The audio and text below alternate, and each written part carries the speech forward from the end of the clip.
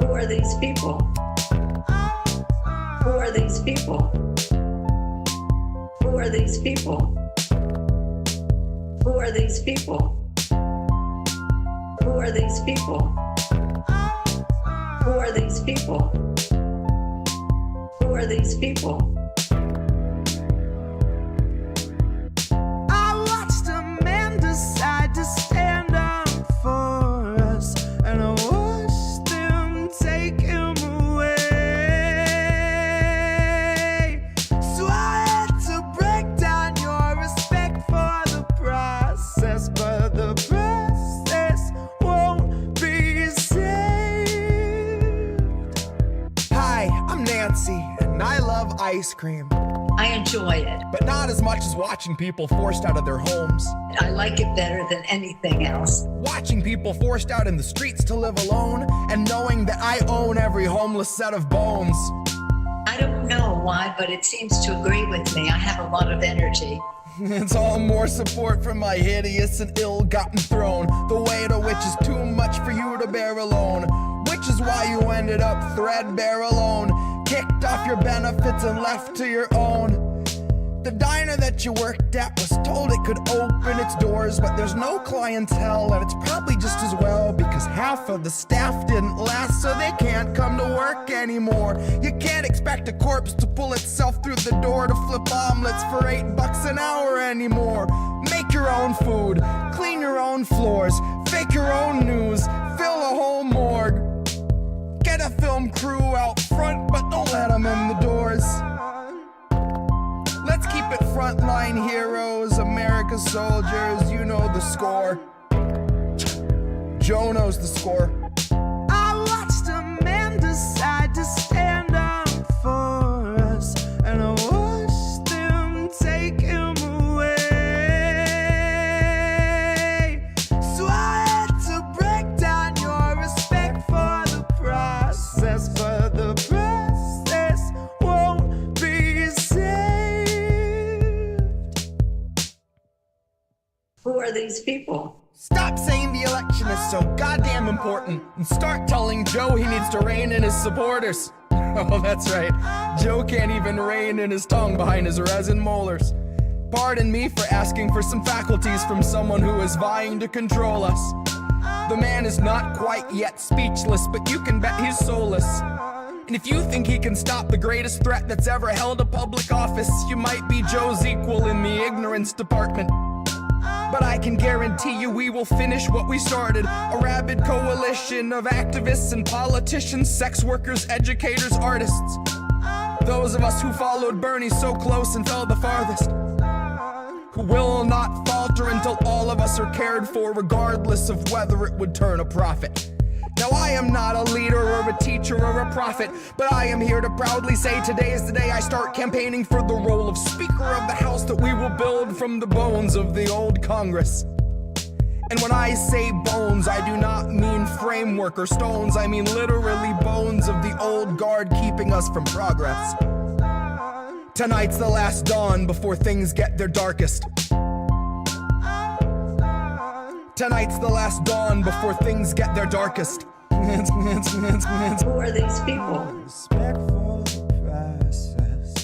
The calm before the storm, the calm before the harvest. Oh, that's right.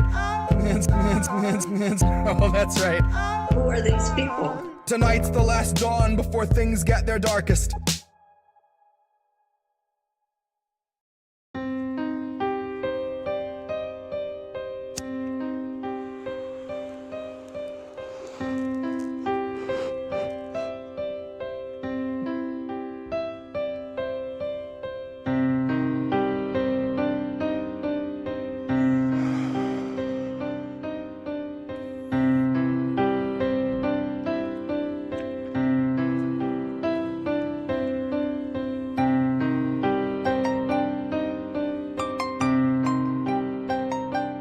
Our society and our world are full of these invented and built up and contrived facades. And sometimes some people come along with a hammer and smash that facade.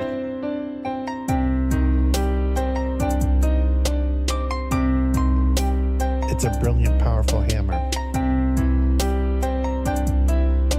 It's a brilliant, powerful hammer to smash that facade.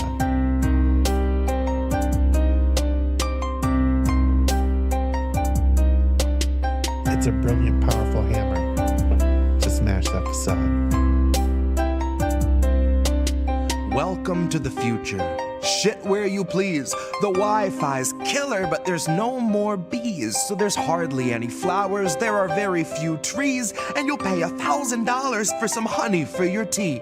But we got these awesome collars, mine's an Apple Model 3. It allows for better movement than the Tesla X Elite. It lets you customize the ads that it implants in every dream. And for premium subscribers, doesn't shock you in your sleep. But it doesn't stop there.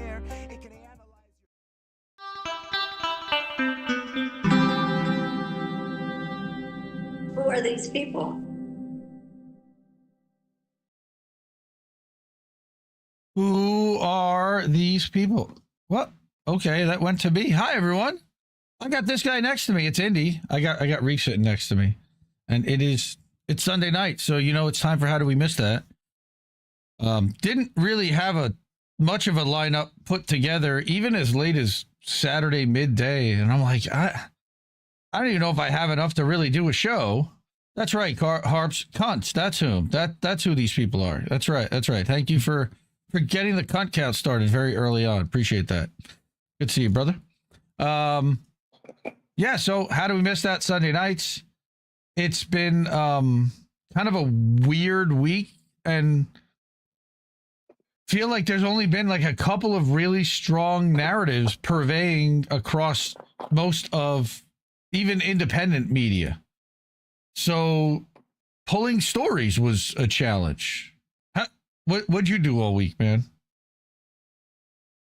Nothing, mainly.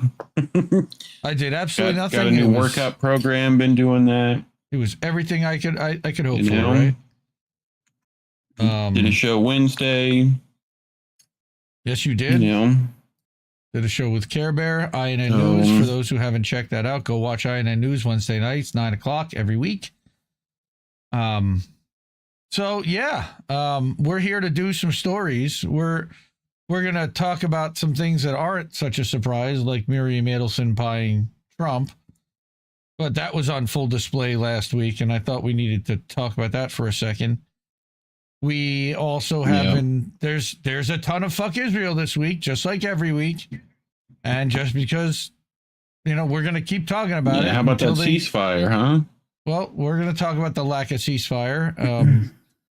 We're also going to talk about one that might have slipped under most people's radar, which is that one of the major voting system companies got sold, which doesn't happen very often. And who it was sold to and how it's going to potentially be used going forward is a little bit concerning.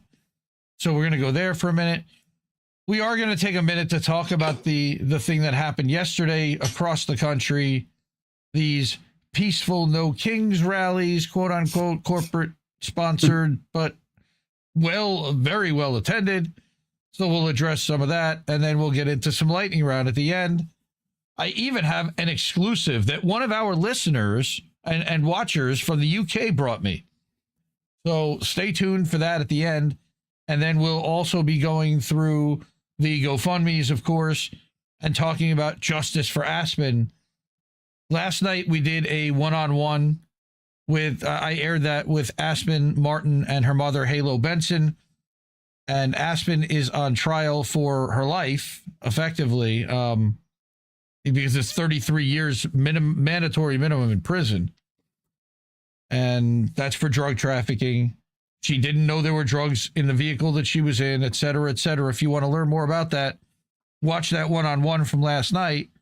But we also announced during that live stream that next Wednesday night, on the 29th of October, we're going to be doing a special fundraiser live stream at INN.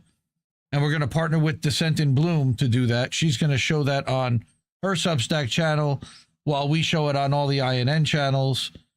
And Misty Winston's going to be there. She's going to host a conversation between her and Aspen and Halo Rumor has it that Descendant Bloom might be joining to talk about Georgia prisons. That might happen. And then we also are going to have a performance by Jesse Jett, where he's going to perform a set list of songs. And then afterwards, we're going to hopefully be able to open it up and have him perform donations upon request. So, requests for people who donate to the GoFundMe. And we'll have the GoFundMe links and everything else. And we'll shout out Shanna and some of the other GoFundMes later tonight, too. So we got a big lineup of stuff, considering that I didn't really have very much to pull to begin with. Before we get into all of that, let's ask everyone to fund the media that they want to see, because we are independent and we are not corporate funded and we don't take ads. So these are the amazing people that have already supported INN and supported this channel. And thank you again. This week, Paula from Carnival Hill dropped something into my PayPal that was most surprising and unexpected. Thank you. And Ralph Mejia as well. The ways to support this network are by using Cash App. $ Indie News Network is our handle over there. co-fi.com/Indie News Network. PayPal.me/Indie News Network. Our website at indienewsnow.com. That's self-hosted. We're actually live over there right now. There's a bunch of news in addition to where you can keep the news free. And then over at Substack, we've got indiemediatoday.com, where we're live right now. Greetings to everybody watching over there. And we'll be live over at innnewsletter.com. That's for the network newsletter. We'll be live there for boat smashing and other boats. That's our react show that we do after this one. So, all right. We're going to get into the Trump Miriam Adelson story first, because I thought that would be a little bit lighter and a little more fun to get into. And I decided to go with one of our friends, quote unquote, but an Indie Media Award honoree, Caitlin Johnstone, because this really requires like the level of whatever however she writes and the tone she writes in, you know, this scorn and dismissiveness and contempt that she has. I love this article. Trump keeps admitting that he's bought and owned by the world's richest Israeli. Right? And I'm going to let Tim do the honors here because he does it better than I can. Trump keeps admitting that he's bought and owned by the world's richest Israeli. It's bizarre how little mainstream attention is given to the fact that the President of the United States has repeatedly confessed to being bought and owned by the world's richest Israeli, especially given how intensely fixated his political opposition was on the possibility that he was compromised by a foreign government during his first term. During a speech before the Israeli parliament on Monday, President Trump once again publicly admitted that he has implemented Israel-friendly policies at the behest of Israeli-American billionaire Miriam Adelson and her late husband Sheldon, this time adding that he believes Adelson favors Israel over the United States. Here's a transcript of Trump's remarks. As president, I terminated the disastrous Iran nuclear deal, and ultimately I terminated Iran's nuclear program with things called B-2 bombers. It was swift and it was accurate and it was a military beauty. I authorized the spending of billions of dollars, which went to Israel's defense, as you know. And after years of broken promises from many other American presidents, you know that they kept promising, I never understood it until I got there. There was a lot of pressure put on these presidents. It was put on me too, but I didn't yield to the pressure. But every president for decades said, we're going to do it. The difference is I kept my promise and officially recognized the capital of Israel and moved the American embassy to Jerusalem. Isn't that right, Miriam? Look at Miriam. She's back there. Stand up. Miriam and Sheldon Adelson would come into the office and call me. They'd call me. I think they had more trips to the White House than anybody else, I guess. Look at her sitting there so innocently. Got $60 billion in the bank. $60 billion. And she loves, I think she said, no more. She loves Israel, but she loves it. And they would come in, and her husband was a very aggressive man, but I loved him. He was very aggressive, very supportive of me, And he'd call up, "Can I come over and see you?" And I'd say, "Sheldon, I'm the president of the United States. It doesn't work that way." He'd come in. But they were very responsible for so much, including getting me thinking about Golan Heights, which is probably one of the greatest things that ever happened. Miriam, stand up, please. She really is. I mean, she loves this country. She loves this country. Her and her husband are so incredible. We miss him so dearly. But I actually asked her, I'm going to get her in trouble with this, but I actually asked her once. I said, "So Miriam, I know you love Israel. What do you love more, the United States or Israel?" She refused to answer. That might mean Israel, I must say.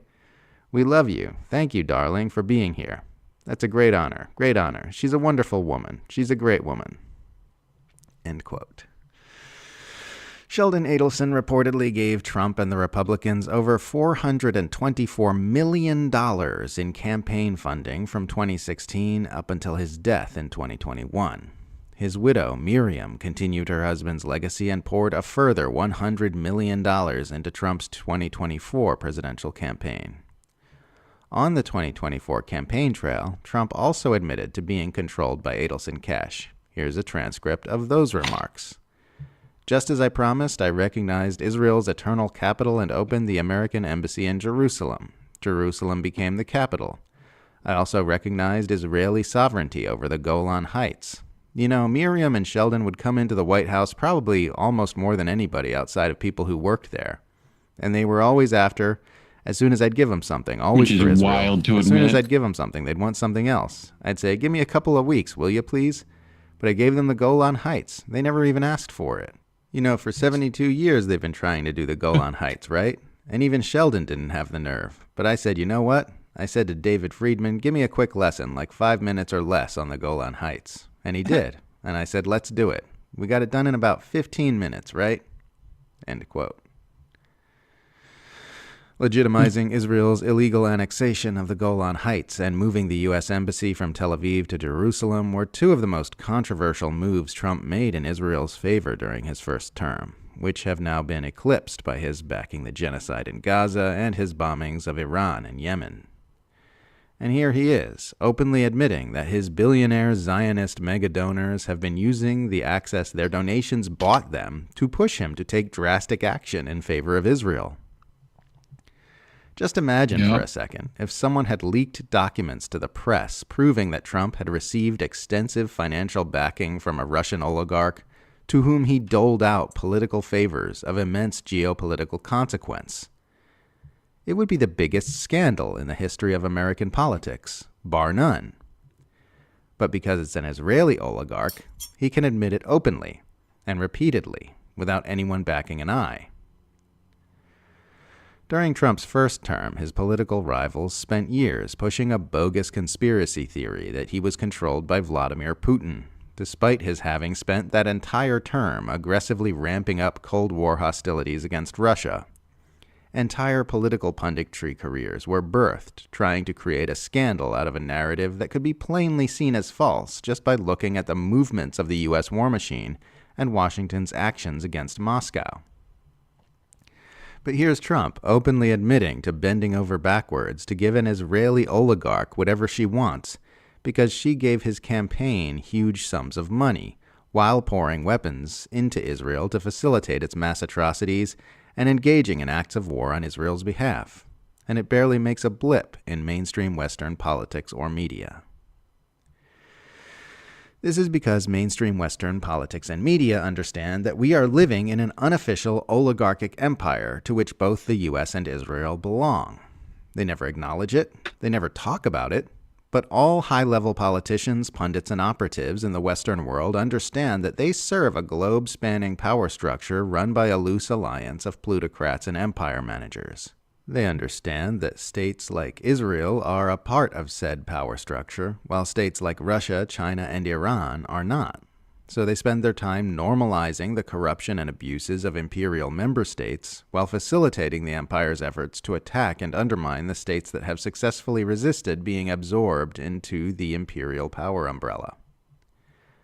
I've said it before, and I'll say it again. The only thing I like about Donald Trump is his infantile tendency to say the quiet part out loud. Right. He advances the same kinds of abuses as his predecessors, who were no less corrupt and controlled, but he exposes the underlying mechanics of those abuses in ways that more refined presidents never would. She's eloquent. I mean, it's just brilliant, you know, and that speech is wow. How many times are you going to admit that you're controlled by Israel and by Israel's biggest donor and supporter?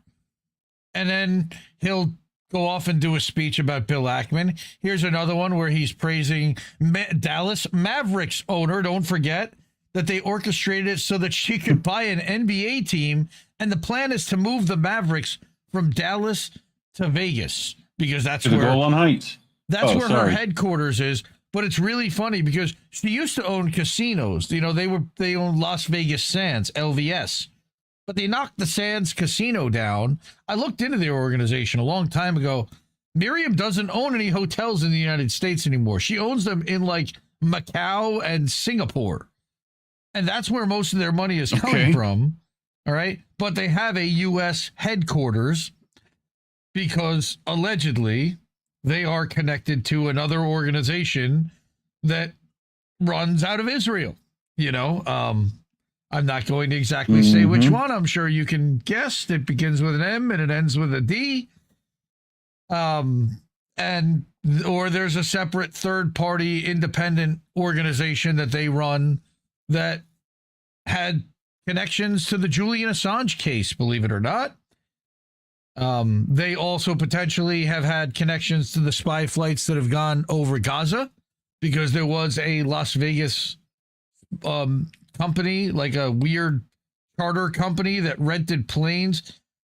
Interesting that that's where they're from. There's a lot of intersections that it's helpful for them to be in Vegas. Anyway, I digress. Right.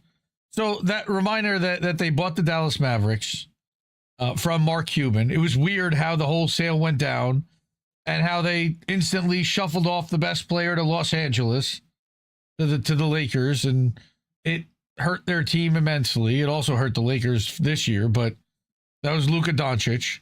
Sports, yes. So, showing Michael Tracy tweets, that's a foul. Sorry, Caitlin. But yes, yeah, fuck you on that, Kate. I love this. Trump says, I'm bought and owned by Miriam Adelson, the world's richest Israeli. And Democrats go, Trump is a Putin puppet. Trump, I do whatever she says. Democrats, a Russian secret agent. Trump, I'm controlled by the Israelis. Democrats, he's suspiciously close with many dictators, actually. Trump, I gave Miriam a foot rub last night. I don't feel good about it.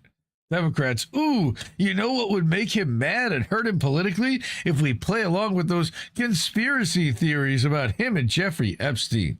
Trump, I'm going to bomb Iran again. And that's pretty close to what's happening because God forbid the Democrats actually notice that he's subservient and owned by Israel. Because, you know, so are they. So they're not allowed, the noticers are not allowed to be noticing. So my answer to all of this, and Nico also did an interesting video over at Hotspot. My answer to all of that is fuck Israel, fuck Trump, fuck Adelson, and fuck you if you support any of this corrupt shit. And I stand by that. This 2-minute and 45-second video is kind of entertaining from Nico, so let's give that a watch there. With this, but I actually asked her, I'm going to get her in trouble with this, but I actually asked her once. I said, so Miriam, I know you love Israel. What do you love more, the United States or Israel? She refused to answer. That might mean Israel, I must say. Yep, I asked her, I said, Miriam, Israel or America? She didn't answer. Pretty sure that means Israel.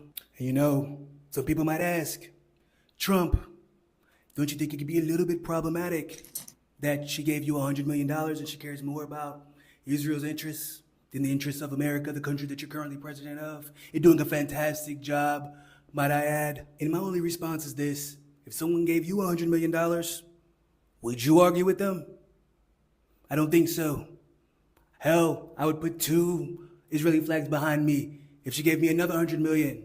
I don't care. Israel, America, it's basically the same thing anyway. Just keep giving me money. And by the way, I just feel like this is just another distraction. We aren't really talking enough about how great of a job I'm doing. In fact, that's why Miriam gave me $100 million. She already knew I was going to be the greatest president of all time. So she gave me $100 million in 2024 for all the problems that I'm solving right now in 2025. And the solution is simple. If you want me to represent your interests the same way Miriam wanted me to represent Israel's interests, just give me $100 million. I'm not that complicated. I'm a businessman. By the way, one of the best businessmen who ever lived, indisputable. I know CNN doesn't want to admit it, but it's true. But Elon gave me $100 million, and he got his own department in the government. You see, I like to think of my policies like Walmart on Black Friday. Everything's for sale. I'm not picky. You pay me, you get what you want. I'm a very simple guy. I'm not that complicated. You pay me, get what you want. Israel, Qatar, Saudi Arabia, Jelani. You know, that's a really handsome guy, that guy Jelani. Really China. Handsome, really astute fellow. Yeah, Jelani too. Young, attractive guy, tough guy. Handsome guy, by the way. Young, handsome. What a nice look. Okay, we're back.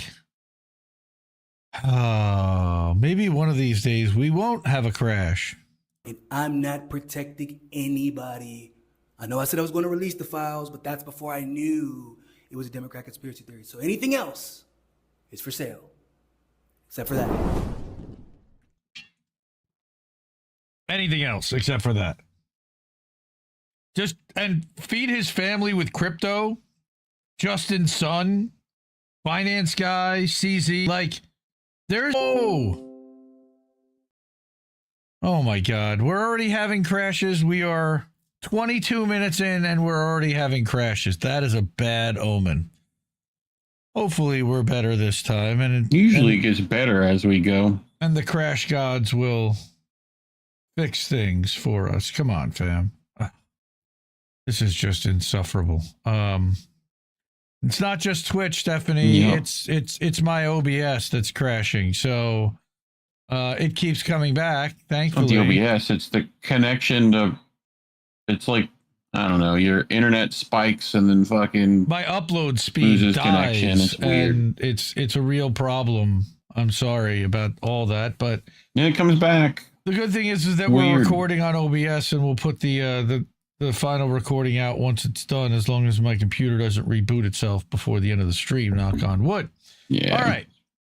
So shouldn't do that. yeah, Miriam Adelson, she's not exactly our friend, as I don't think anybody is surprised by here.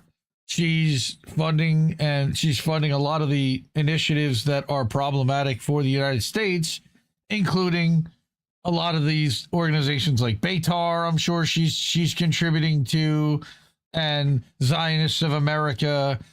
They own a large portion of the media in Israel, and then there's allegedly a connection to an intelligence agency, or maybe even a private intelligence agency that is run out of somewhere that they are connected to.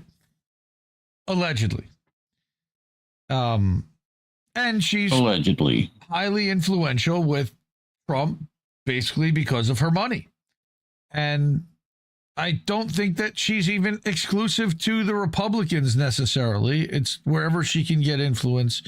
And it just so happens that now Trump is the benefactor. I remember a long time ago, there's a tweet about him making fun of his now Secretary of State, Little Marco, for taking money from the Adelsons and basically being their bitch boy. And now he has fulfilled his destiny. All right. So No, he's their bitch boy. exactly. Well, we're certainly not going to get remonetized by YouTube for, maybe YouTube would like that, but we're not monetized over there. So if you're able to and of means, please support independent media by contributing through one of these other methods. Cash App, $, Indie News Network. You can go to ko-fi.com. It's ko-fi.com/Indie News Network. PayPal.me/Indie News Network. We're live over at IndieNewsNow.com, over at our self-hosted news website, and then at INNNewsletter.com or at IndieMediaToday.com over on Substack. And we're coming to a Substack newsletter. Coming to I got it. a Substack newsletter. Go to my near you. website. Oh yeah, that too. Go to my website. I did want to say hi to people over there in chat. I see Kameshwari Kate and Descent in Bloom, and Jacqueline Jack is out there. Yep, I'll bet that Trump doesn't understand the territory of the female landscape. That's a pretty safe bet. You know, he's not one to take the time to learn the nuances, let's just say, I would guess. So that's a pretty safe bet. Yeah. Unfortunately, yes, I think that with the other segments, that might have been the light segment tonight, because while yes, it's sad to know that our country's been bought by this oligarch. That's nothing really new. It's just literally him admitting it out loud, and you can't believe that he's so brazen. But he's realized basically that, hey, nobody's stopping me. Happen. Nobody's stopping me. Right. And they're going to keep giving me money, and they're going to keep allowing me to do this, and they're not going to kick me out of the, well, then we'll keep going, and we'll praise Jelani. My God. You know, we had him on the terrorist watch list, right? Now he's our buddy because he's getting in line. Nice, handsome guy. Well, for now, until they realize that he's head chopping people that he may not necessarily like, that they may like, and that may be a problem, and he may end up being brave fighters of the Mujahideen. Well, they'll have to go in then get him. Well, very similar to the way that bin Laden was an asset and an ally for decades, and then he turned, allegedly, or he was used as a scapegoat, more likely. You need to watch the James Corbett's 9/11 in 5 minutes, a conspiracy theory, if you have not already seen that. That's at thecorbettreport.com. It's one of the most legendary 5 minutes of video in the history of mankind. Maybe one night we'll play that over here, because it's worth the watch if you haven't seen it. But I want to get into our weekly Fuck Israel segment. So I don't know if you did have time to add to the soundboard. I'm going to jump into the first part of Fuck Israel. Nice.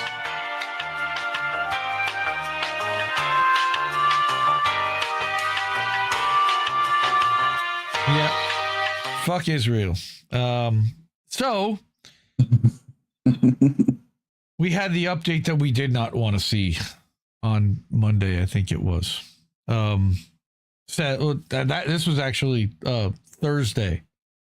But when we were here last week, Reef reported that, oh my goodness, it looks like he's on a list to get out.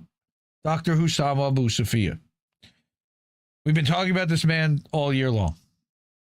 That he worked at Kamal Adwan Hospital, and he was operating, and they literally ordered him out of the hospital, and he got into the tank to talk to the soldiers and has not been seen since, other than maybe a photo or two.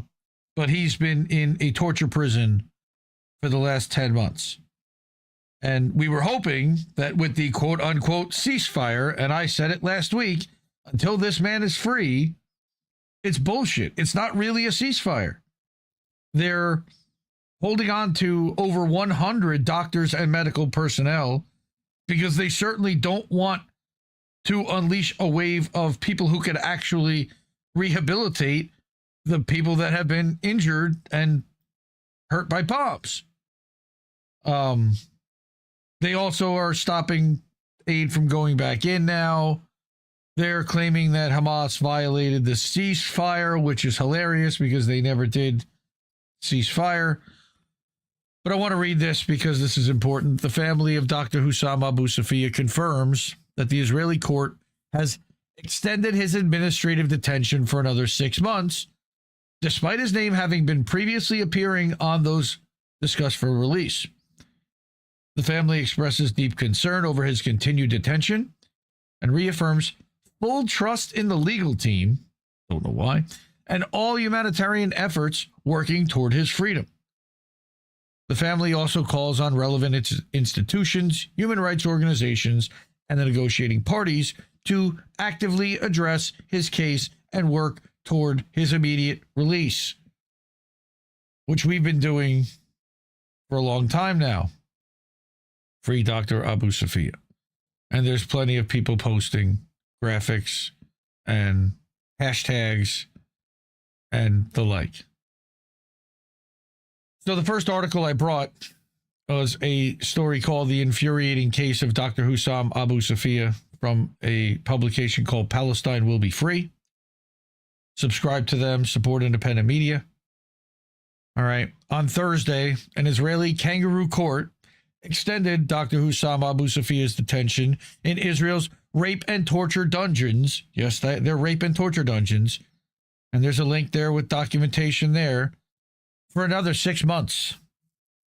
Kidnapped from his hospital on December 27, 2024, for not giving in to Israeli demands to shut it down and go home, Dr. Abu Safia has been languishing in the occupation's notorious hellholes ever since. At the time of Dr. Abu Safia's abduction from Kamal Adwan Hospital, the last one functioning in northern Gaza at the time, after a months-long Israeli attempt to ethnically cleanse the top half of the enclave as part of the ghastly General's Plan, he, along with several members of the hospital staff, including doctors, nurses, medical techs, patients, terrorists of the Israeli occupation forces, stripped them naked and sexually abused them.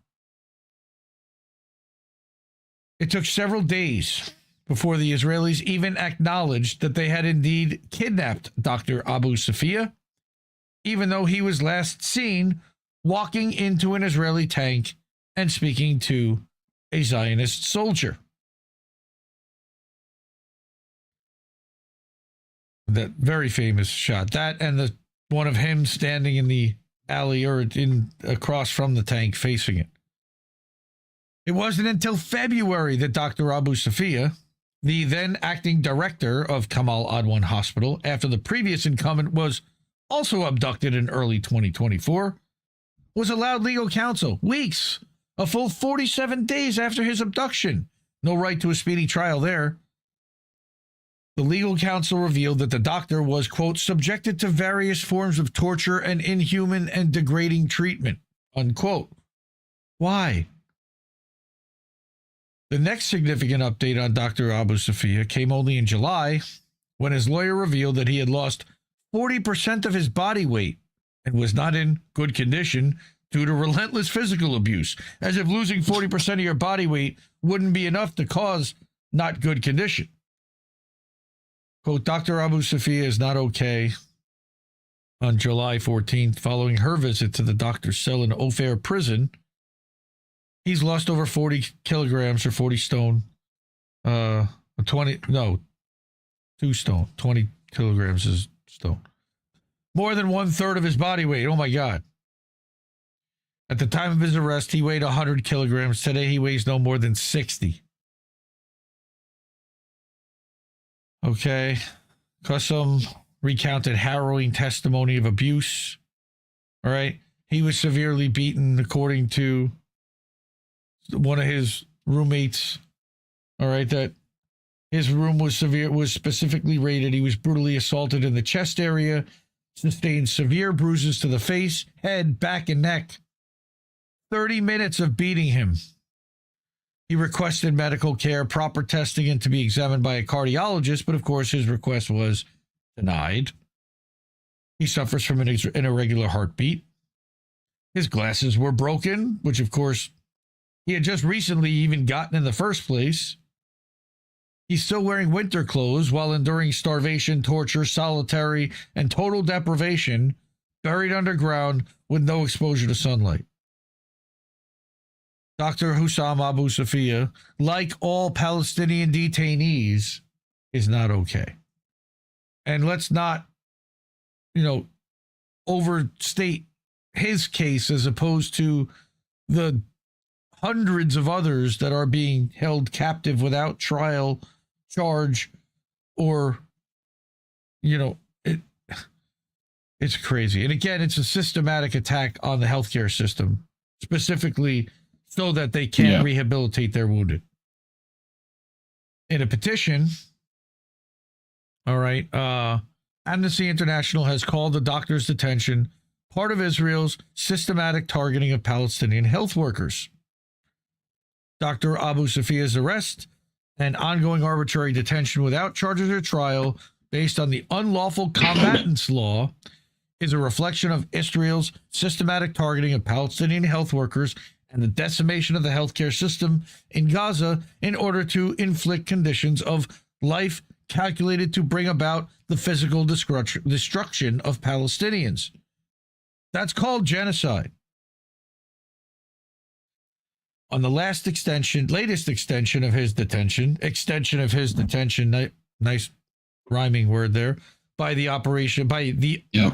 occupation's kangaroo courts, Issam Yunus, who is the director of Al-Mizan, a Gaza-based human rights organization, said that Dr. Abu Safia is being, quote, held as a hostage, unquote, which he is.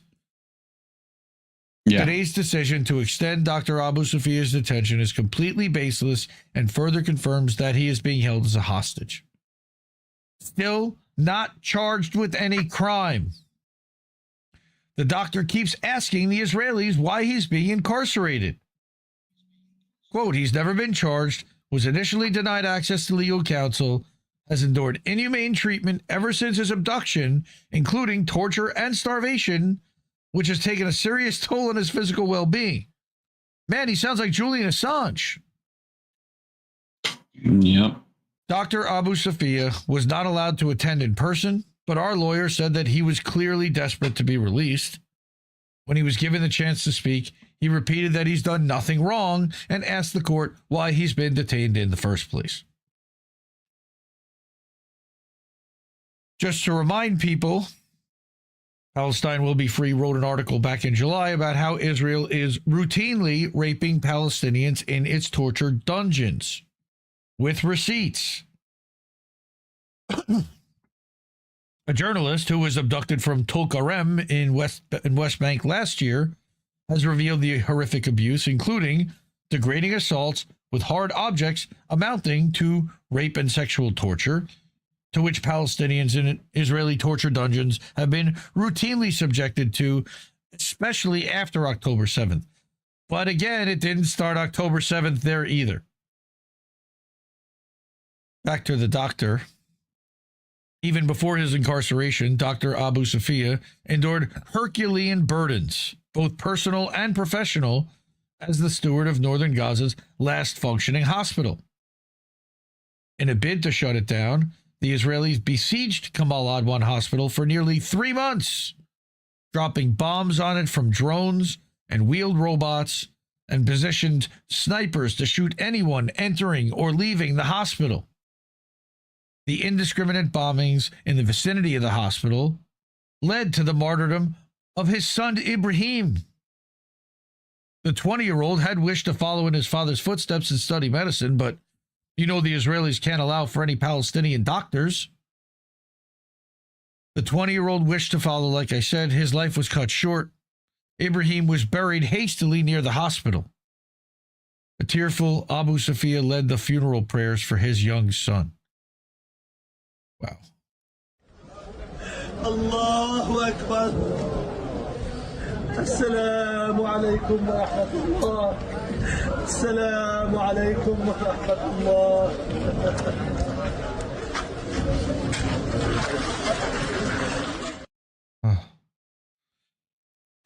Dr. Abu Safia himself was injured in one of dozens of attacks in the hospital, sending messages from a hospital bed while grimacing in pain. But the determined doctor never gave in to the demands of the genocide heirs, fulfilling his humanitarian duties while recovering from his own injuries. Just a remarkable individual. That's why they're torturing him. Issuing daily updates on the state of the besieged hospital via his Instagram account, the doctor filmed Israeli drones dropping bombs directly on the hospital and in its vicinity. He captured footage of automated vehicles dropping bombs inside the hospital and made fervent pleas for help when the Israelis bombed the hospital's generators, which powered the oxygen tanks one night. Yep. Someone over on Substack saying they're using dogs. And yes, I didn't bring that story, but yes, allegedly they were using dogs to rape the humans, which is so disgusting. 10 months after his abduction, the Israelis have provided no legal basis for Dr. Abu Safia's continued incarceration. It's because they don't have one. It's also because they don't need to. Israeli impunity has no parallel in history. The occupation forces accused him of being a terrorist and holding a rank in Hamas, but they labeled his hospital a Hamas terrorist stronghold. But to this day, they have not been able to produce a single shred of evidence for their egregious accusations. An honorable civilian, Dr. Abu Safia, has no business being in prison. He should have long been released.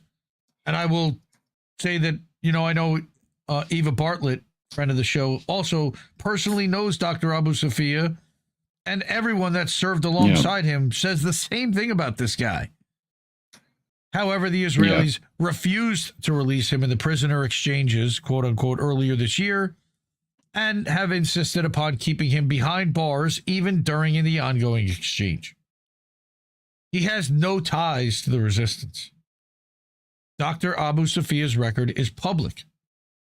International humanitarian organizations and numerous doctors like Yipeng Ji have called for his immediate release, but the Israelis remain adamant. I remember we covered the campaign where everyone was holding up the signs, the free Dr. Abu Safia. I think that was in January or February. Right.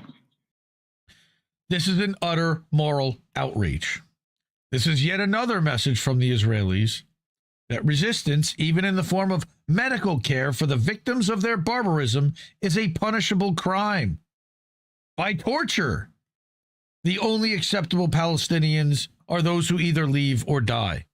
Everyone else is a quote-unquote terrorist. Dr. Abu Safia's continued imprisonment is a deliberate act of terror by the Jewish supremacists in Tel Aviv, who want nothing but complete submission and utter annihilation of the Palestinians. And again, that's under the classification of genocide. Dr. Abu Safia's crime is refusing to abandon the sick and dying, to uphold his Hippocratic oath as a doctor under fire, to remain human in a sea of barbarism. In abusing him, Israelis seek vengeance against a man who bore witness, who refused to look away, who refused to leave or die. The world must not look away either, and we're not. We must bear witness to the gut-wrenching barbarism inflicted on Dr. Abu Safia and many others, and do everything within our power to help free him and all of them. His predicament is a mirror reflecting the moral rot we're sliding deeper into with each passing day of unchecked Israeli impunity. And again, sadly, as they said that their paid subscriptions have dried up, but this was an outstanding article recapping the story and speaking on behalf of the good doctor, and much appreciated this publication and this article. So thank you, and free Dr. Hussam Abu Safia right now. Fuck Israel. Free him right fucking now. Like, more war crimes, like I said. And that's what this segment is Israel's war crimes this week. Because every week they fucking do this. But this was like they dangled the carrot in front of everyone and got everyone's hopes up that maybe. But like we said last week, his name was on a list, but that was, I think, a list that was submitted by the Palestinians on who they wanted. I don't believe it was ever put on a list by Israel that they had ever intended to give him back. And fuck Israel for that. Because, again, they're just torturing him just to torture him. But we got a lot more fuck Israel. Yep. Because a lot happened this week. So this is a publication I am a fan of called Israel Palestine News. I wish they didn't show stuff from Ryan Grimm because he sucks. But and the whole drop site news organization is a problem for me. But they do a daily recap that I thought was excellent, and I'm going to bring a couple of them today. This one was from last Tuesday, the 14th. All right. And it has a very long, extensive list of links and sites and receipts to check out. And it's very much like I remember I was growing up an ESPN fan, and ESPN.com was one of my favorite websites to read and read columnists from. A guy by the name of Buster Olney wrote a Sunday column that had just like kind of odds and ends. It was almost like Caitlin Johnstone notes from the edge of the narrative matrix with just different links. It may be somewhat connected, but also disconnected and just rando stuff. So this one, of course, is Palestinian hostages released into devastation and heartbreak. This was day 5 of the quote-unquote ceasefire. Middle East Eye documenting a freed prisoner who learned that his family were killed just weeks before his release and documenting his pain. All right. Day 738 of Israel's latest war on Gaza from ifamericans.knew.com. Civil defense workers and loved ones continue to dig out bodies of Palestinians that were buried under the rubble during the war. The number of known starvation or malnutrition deaths stands at 463, including 157 children. Note, only the dead who are brought to the hospitals are even included in the official fatality count. And at this point, most of the dead being recorded have been recovered from under rubble. Others have succumbed to earlier injuries. Here's a scene of a father and child walking past destroyed homes in Sabra. All right, here was a story about Israel killing 7 Palestinians Tuesday in violation of the ceasefire. Again, every ceasefire is Palestinians cease and Israeli fires. If Americans knew, refers, right? Hostage exchange news that If Americans Knew refers to the imprisoned Palestinians as hostages instead of prisoners for several reasons. They're being held by the Israeli military court system, which human rights groups have characterized as part of an apartheid system. So they hedge that they're all captives, they're all hostages. And they confess under torture that 99.6% of cases end in conviction. It's not really a fair trial. It's a foregone conclusion. Many Palestinians and supporters consider kangaroo court. Yes, they consider the imprisoned to be political prisoners or hostages because they view their arrest as a tool to enforce Israel's occupation and suppress resistance. So we do have that Israel did free nearly 2,000 Palestinian hostages under the Gaza ceasefire deal. And there were a ton of joyous reunions and videos of people who had been imprisoned for years or decades. And told all of their family members were killed. Yes. That kind of stuff. Right. That's the guy who was told that his family was killed. All right. Right. If you show any support for a terrorist group. Yeah. Israeli drones flew over a gathering of Palestinians in the West Bank as they awaited the arrival of the released hostages, dropping leaflets that read, "We are watching you everywhere. If you show any support for a terrorist group, you will expose yourself to arrest and punishment." Wow. Big Brother is always watching. Right? Of course, the released Palestinians showed signs of starvation and beatings. Most of the Palestinian men released in the West Bank looked to be in bad shape. Their cheekbones jutted out, some bearing the marks of recent beatings, a few unable to walk on their own without being propped up by their relatives. Israel forbade people from celebrating the release on Monday, firing tear gas at family members and journalists waiting near Ophir prison. A flyer distributed by the Israeli military warned again, we're surveilling you everywhere. No Palestinian flags were allowed to be raised because we've covered that before. I know Reef and Colin covered that Palestinian flags are outlawed in Israel. It's against the law. Yep. Before Monday's release, over 11,000 Palestinians were held in Israeli prisons, according to statistics from the Israeli NGO Hamoked in October 2025. At least 3,500 of those are held in administrative detention without trial. But let's keep sending them billions of dollars. An Israeli military database has indicated that only a quarter of those detained in Gaza were even classified as fighters. Once a Palestinian captive is released, that's it, right? Well, no.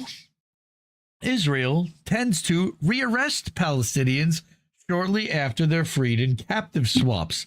This is another little dirty secret that they don't talk about. Just after October 7th in November of 2023, Israel released 240 Palestinian hostages in a swap for Israeli captives held by Hamas in Gaza as part of a temporary ceasefire deal. Weeks later, Israel rearrested 30 of those 240. We have the freed Israeli hostage saying that food ran low when, of course, aid was blocked, but that they were feeding him well, including giving him chicken, feeding him with their own food. The Israelis certainly aren't doing that. No. All right, there's a couple of pictures of Palestinians being released. All right, then, again, they recap Gaza news and headlines. And look at that photo. God almighty. Again, Sabra. Good luck trying to find a place to stay there. No electricity, no running water, no heavy equipment and machinery, and nothing but devastation and destruction all around. There's not a safe structure you can stay in there. If you don't have a tent, where do you sleep? Right. That photo was from October 12th, after the ceasefire agreement. God. U.S. military contractors say that they're not finished feeding Gaza amid ongoing uncertainty about the future of a controversial Israel-approved aid distribution scheme.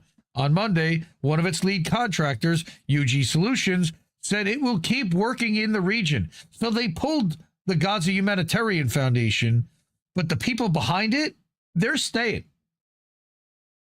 Despite pushback from the Palestinian political parties, I don't even know who they are, and the international aid community, critics said, of course, that in addition to violating humanitarian principles by deployed armed guards, the GHF served as a tool of Israeli policy by forcing Palestinians to make miles-long treks to southern Gaza, during which thousands were shot and others starved to death. Palestinians actually speaking to the AP on Sunday said that at least 3 GHF aid sites had been abandoned as a condition of the ceasefire and hostage handover between Israel and Hamas. In a statement to the propaganda outlet, however, the foundation cast the closure of the sites as a temporary pause. Remember, we covered that last Sunday, that the Israeli newspapers were even reporting that this was not a permanent, anywhere close to a permanent ceasefire, right, and that it was a temporary condition. Israeli Defense Minister Israel Katz said that they're not finished destroying Gaza, because you can see that they have left some buildings half standing, I guess. And here's a reminder that Hamas did not surrender in this latest ceasefire, quote unquote, whatever deal you want to call this. The Palestinian resistance didn't surrender and didn't agree to disarmament or demilitarization. All right, quote, a nuclear-armed serial killer masquerading as a nation state with the full backing of the United States, has failed to impose a surrender on Palestinians wearing Adidas flip-flops, tracksuits, and operating with largely domestically manufactured weapons, said a CIA asset founder of DropSite News. Brief analysis of Trump's Monday statements. Okay, we've got that broken down. Again, there's just so much stuff chock full of these articles, and they go on and on and on. And this is what I find most interesting. They recap, here's what Israelis are reading. And they go to the Israeli newspapers and the Israeli TV, and they tell us what they're saying to their own population. Because very often, what they tell us in the United States and the UK and Canada is a very watered-down version. Because it can't make them seem that they are as barbaric, genocidal, and maniacal as they actually are. But they are. Yeah. Sorry. And then there's, of course, also what we predicted and what Mondo Weiss predicted last week, which was how Israel was going to claim that Hamas was the violator of the ceasefire, which was that the 24 slain hostages still left behind, they haven't been able to deliver them quickly enough because they're buried under rubble. Okay, the scenario Israel had long prepared for has come to pass. Hamas violated the agreement from the very start, announcing the return of only 4 deceased hostages out of the 28 it holds in the Gaza Strip. All right. The breach had become known. Intensive efforts have been underway at every level to compel the terror group to fulfill its commitments. You mean the resistance group that's legal and under UN Geneva Convention decree? Armed resistance, when people are occupied, resistance is justified. Again, in reality, Hamas had indicated from the beginning of the ceasefire that they didn't sign of the possibility that not all the remains of the hostages would be located by their arbitrary deadline. At the same time, Israel violated the ceasefire by killing at least 7 Palestinians in Gaza, while 154 of the promised Palestinian hostages were not released back into their homelands, but were exiled. So just some of the headlines from Israeli media. This is the propaganda that they are subjected to. And it's important to understand how propagandized they are. The Red Cross, returning Israeli hostages' bodies will take time. Some may never be found.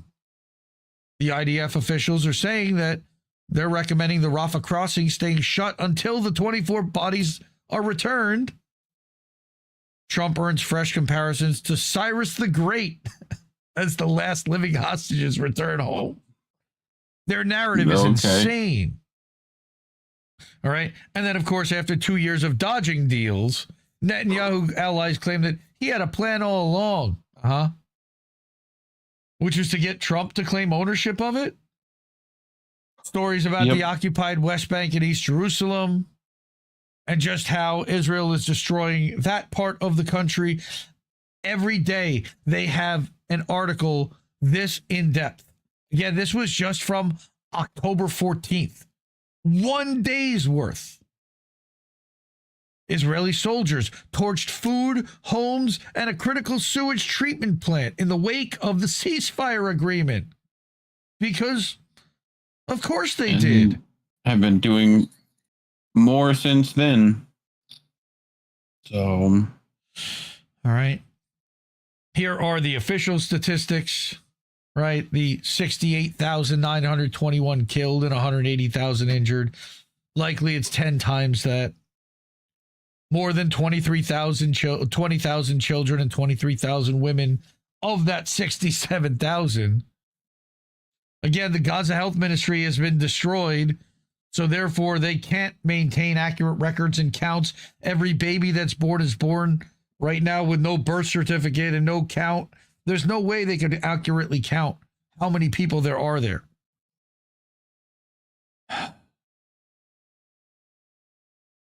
Right? At least 80,000 Palestinians and 3,000 Israelis have been killed by someone from the other side since 2000, according to this. And oh, look at that disproportionate number. Even with the 1,300 Israelis that were killed with it throughout 2023, they killed 22,000 Palestinians and another 24,000 and another 22,000. That's the official number, the one on that they can find records of the people that were counted. But I read a tweet today by Mossab Abu Toha, who was literally documenting family trees of people that Israel was wiping out in real time. Yeah. So here was the one from yesterday. Israel massacres family of 11 in Gaza. Ceasefire day 8. All right, in spite of the ceasefire. 29 martyrs arrived at Gaza Strip hospitals over the past 48 hours. In addition, 11 martyrs are under the rubble in the Abu Shaban massacre and have yet to be recovered. Therefore, they were not included in these statistics. Since the ceasefire went into effect on October 11th, now at least 27 Palestinians have been killed by Israeli attacks and 143 have been wounded. And again, every day, Gaza News and headlines, and they have sections. Israel implementing a shoot-on-sight policy at Gaza yellow line. All right, that's more than half of Gaza already. So cross that line, you'll be shot on sight. The line would now be marked on the ground with the aim of warning Hamas militants and Gaza residents, at least they're acknowledging that there are Gaza residents, that breaches or attempts to cross the line will be met with gunfire. They're used to that. But it ain't just breaches across the line, of course. World Food Program said that 9 bakeries are currently operational in all of Gaza to serve 1.5 million remaining people, producing over 100,000 bundles of bread daily, each weighing 2 kilograms and feeding a family of 5 for a day. Around 500,000 people out of Gaza's total population of over 2 million. Well, that's what we expect it was, but we don't know. World Food Program, again run by CIA agent Chef Jose Andres, hopes to increase the number of bakeries to 30 across Gaza. Remember, this is all being run basically by CIA. You have UNRWA calling for shelter supplies to be allowed into Gaza. Again, no tents are there, no blankets. They can't stay warm and they can't stay dry. UNRWA has what's needed, sitting just a few hours away, and has the teams and infrastructure to distribute it. Israeli soldiers reveal thousands of tons of aid buried and burned in Gaza as famine took over the strip. And of course, blaming Hamas for causing the famine. There's a line of trucks that was from August 6th at the Rafah crossing. But tell me how they're not blocking the aid trucks, right? You have the Palestinian factions that continue to search for bodies of Israeli captives in Gaza because they have to deliver them. The footage showed only limited excavation work due to the lack of resources. Of course, they don't have any trucks. They don't have any heavy equipment to dig through rubble. Israel, of course, is not cooperating in the search for captive remains. What a shock. The Israeli government holding its ground, accusing Hamas of knowing where the captives' bodies are or refusing or procrastinating in retrieving those bodies. And that fuels the anger and the pressure domestically. But on the other hand, everyone knew that this was going to be a difficult task. In fact, when Israeli soldiers were detonating tons of explosives to level entire neighborhoods and communities, there were warnings that this was going to complicate the search for the bodies of Israeli captives, and that's exactly what you see. Now, most importantly, Israel is not cooperating with countries that are lending to help to possibly look for those remains. Why wouldn't they want to help recover their own bodies? Turkey, for example, was ready to send 81 experts in the retrieval of bodies, and Israel, of course, has not allowed them to enter. How convenient. It also Whatever that is. Oh, that's this down here. It also has not allowed Turkey to provide equipment, I heard that could possibly facilitate that. Israel gave Hamas a deadline until next Tuesday to hand over all the bodies. Where are the bodies, Garth? All right, despite reports of understanding on both the Israeli and American sides that the search for bodies could take weeks or even months, and that some may never be recovered. So again, more footage of Palestinians returning to their homes. This was on October 10th in Gaza City. 80% of all the buildings are destroyed. And the ones that are left standing are severely damaged and need to be condemned. Gaza authorities accuse Israel of stealing organs from released Palestinian bodies. This is alleged, but we're being told that they're literally returning bodies packed with cotton. Many corpses were missing, including eyes, corneas, and other organs. Palestinian official urged the international community and human rights organizations to investigate and hold Israel accountable, but of course we know they won't. And this was happening before October 7th. Look up Israel harvesting Palestinian organs. This is not a new thing. Go start over on Rumble. 2.2 million started, 1.5 million remaining. That means 700,000 dead. And yes, that is awful, Descent in Blue. I'm sorry to have to go through all this, but this is reality, and this is the kind of stuff that, like I say in the trailer, in the teaser, this is what corporate media won't show. What they don't want people to see. But we have to see it. All right. Israeli forces shoot and abduct 2 Palestinians near Ramallah. They abduct 5 in Nablus and Hebron and injure others in Bethlehem. Again, remember, there's no Hamas there. This is the West Bank. ICC rejects the Israel appeal bid over the arrest warrants. Good. Right? And so, again, you just go through this on a daily basis and you shake your head. Here's what Israeli media is telling their people today, that Witkoff and Kushner on Israel's strike in Qatar, Trump felt like the Israelis were getting a little bit out of control. A little bit. A little bit. Fuck Israel. A little bit out of control. It's like they didn't get their cookie and nap, so they're having a tantrum. Okay, this one's incredible. The State Department says the United States has informed the guarantor nations of the Gaza peace agreement of the credible reports indicating an imminent ceasefire violation by Hamas against the people of Gaza. This planned attack against Palestinian civilians would constitute a direct and grave violation of the ceasefire agreement that they never agreed to, and undermine the significant progress achieved through mediation efforts that they weren't invited to participate in. The guarantors demand Hamas. How many of you kids in the chat know that they didn't sign this agreement? They didn't do that. The guarantors demand Hamas uphold its obligations under the ceasefire terms by decree. Should Hamas proceed with this attack, measures will be taken to protect the people of Gaza and preserve the integrity of the ceasefire. So now, Israel is protecting the people of Gaza from Hamas? The United States and other guarantors remain resolute in our commitment to ensuring the safety of civilians.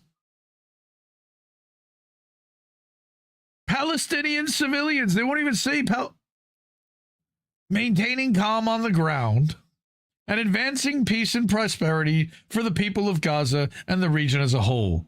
War is peace. Professor Saeed Mohammed Marandi, the genocidal U.S. and Zionist regimes want more blood. Middle East Observer, USA, measures will be taken to protect the people of Gaza. Lol. So they're restarting the war under the pretext of protecting Gaza now? By the way, war is restarting, but not the genocidal war. It'll be like in Lebanon. War to prevent reconstruction and war on the resistance fighters and their families. Much less pressure and killing, but war nonetheless. Fuck Israel. But we've got more. Remember how Israelis claim that that Palestinians use civilians as human shields? Here's one. Yep. A video of Israeli settlers using a baby to block a truckload of humanitarian aid to go to Gaza. Jesus Christ. This is real. חטופים חללים עדיין שם. אין שום סיבה בעולם שאנחנו נעביר סיוע לחמאס. They're saying prayers. אין סיבה. אם חמאס מפר את ההסכם, אנחנו לא צריכים לקיים אותו. They're just keeping the baby there. אנחנו לא צריכים לחזק את חמאס, אנחנו לא צריכים לקחת בזה חלק, שום סיוע לא צריך לעבור עד שכל אחינו ישובו לקבורה באדמתם לחיק משפחתם. זה שקר, זה שקר שהם לא יודעים איפה הגופה של הדר גולדין, וזה שקר שהם לא יודעים איפה החללים. 11 חטופים Disgusting. Fuck Israel. And fuck the Israeli civilians that support this. Okay, because of this. And we're dropping frames again, so I'm going to wait because it's going to probably crash out again. Oh, man. I'm so frustrated by this damn stuff. I literally rebooted my internet right before we went live. But of course, fuck Israel. Yep. And because I say fuck Israel, I'm guessing is what's going on here. But I don't know. Because I don't know what the problem is. My cable company claims nothing's wrong. It's hilarious. Anyway, I don't know if we're live, where we're live. I know we're live on YouTube and on Substack, probably on Rumble. Thank you for everyone who's sticking with us through these challenges. But Richard Medhurst brings this tweet. Israel tortured and mutilated these Palestinians so badly that their bodies are unrecognizable. A public appeal has been set up in Gaza, showing photos of some of the remains on a screen in the hopes of that some people can identify them or recognize missing family members. So here's a picture of one of those remains on a screen with people sitting around, standing from a picture from the front of the stage, looking at the crowd of people identifying the remains. This is real. This happened. And now I'm going to show you one of the most horrific pictures that I think I've ever seen. I'm sorry, but I have to. Run over by a tank. Notice the track marks. Notice that he's bound on the neck. Notice that his hands are tied behind his back, zip tied, and that he's naked. This is what Israel does. This is barbaric. This is disgusting. And this isn't the only one.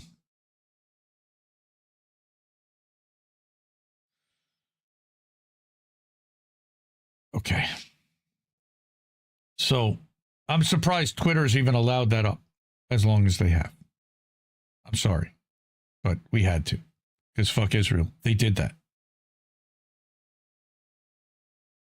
Here's another one. I'm Kathy, Manufacturing Dissent. We've talked about her before. We've covered some of her posts and videos. She says, I'm just speechless. I don't know how Palestinians are able to endure so much grief and pain. This was, I believe, his family. His neck showed marks of hanging. His legs were crushed by tank tracks. The family of martyred Palestinian hostage, Mahmoud Ismail Shabbat, 34 years old, from northern Gaza, identified his body after it was held by the Israeli occupation for nearly 2 years. His body bore clear signs of torture. His hands and feet were tied, his face disfigured, and bullet wounds scattered across his body. His family recognized him by the scar left from a previous head surgery. Where is the world? His mother cried. Our hostages returned, tortured, and broken, while theirs are received with food and water and respect.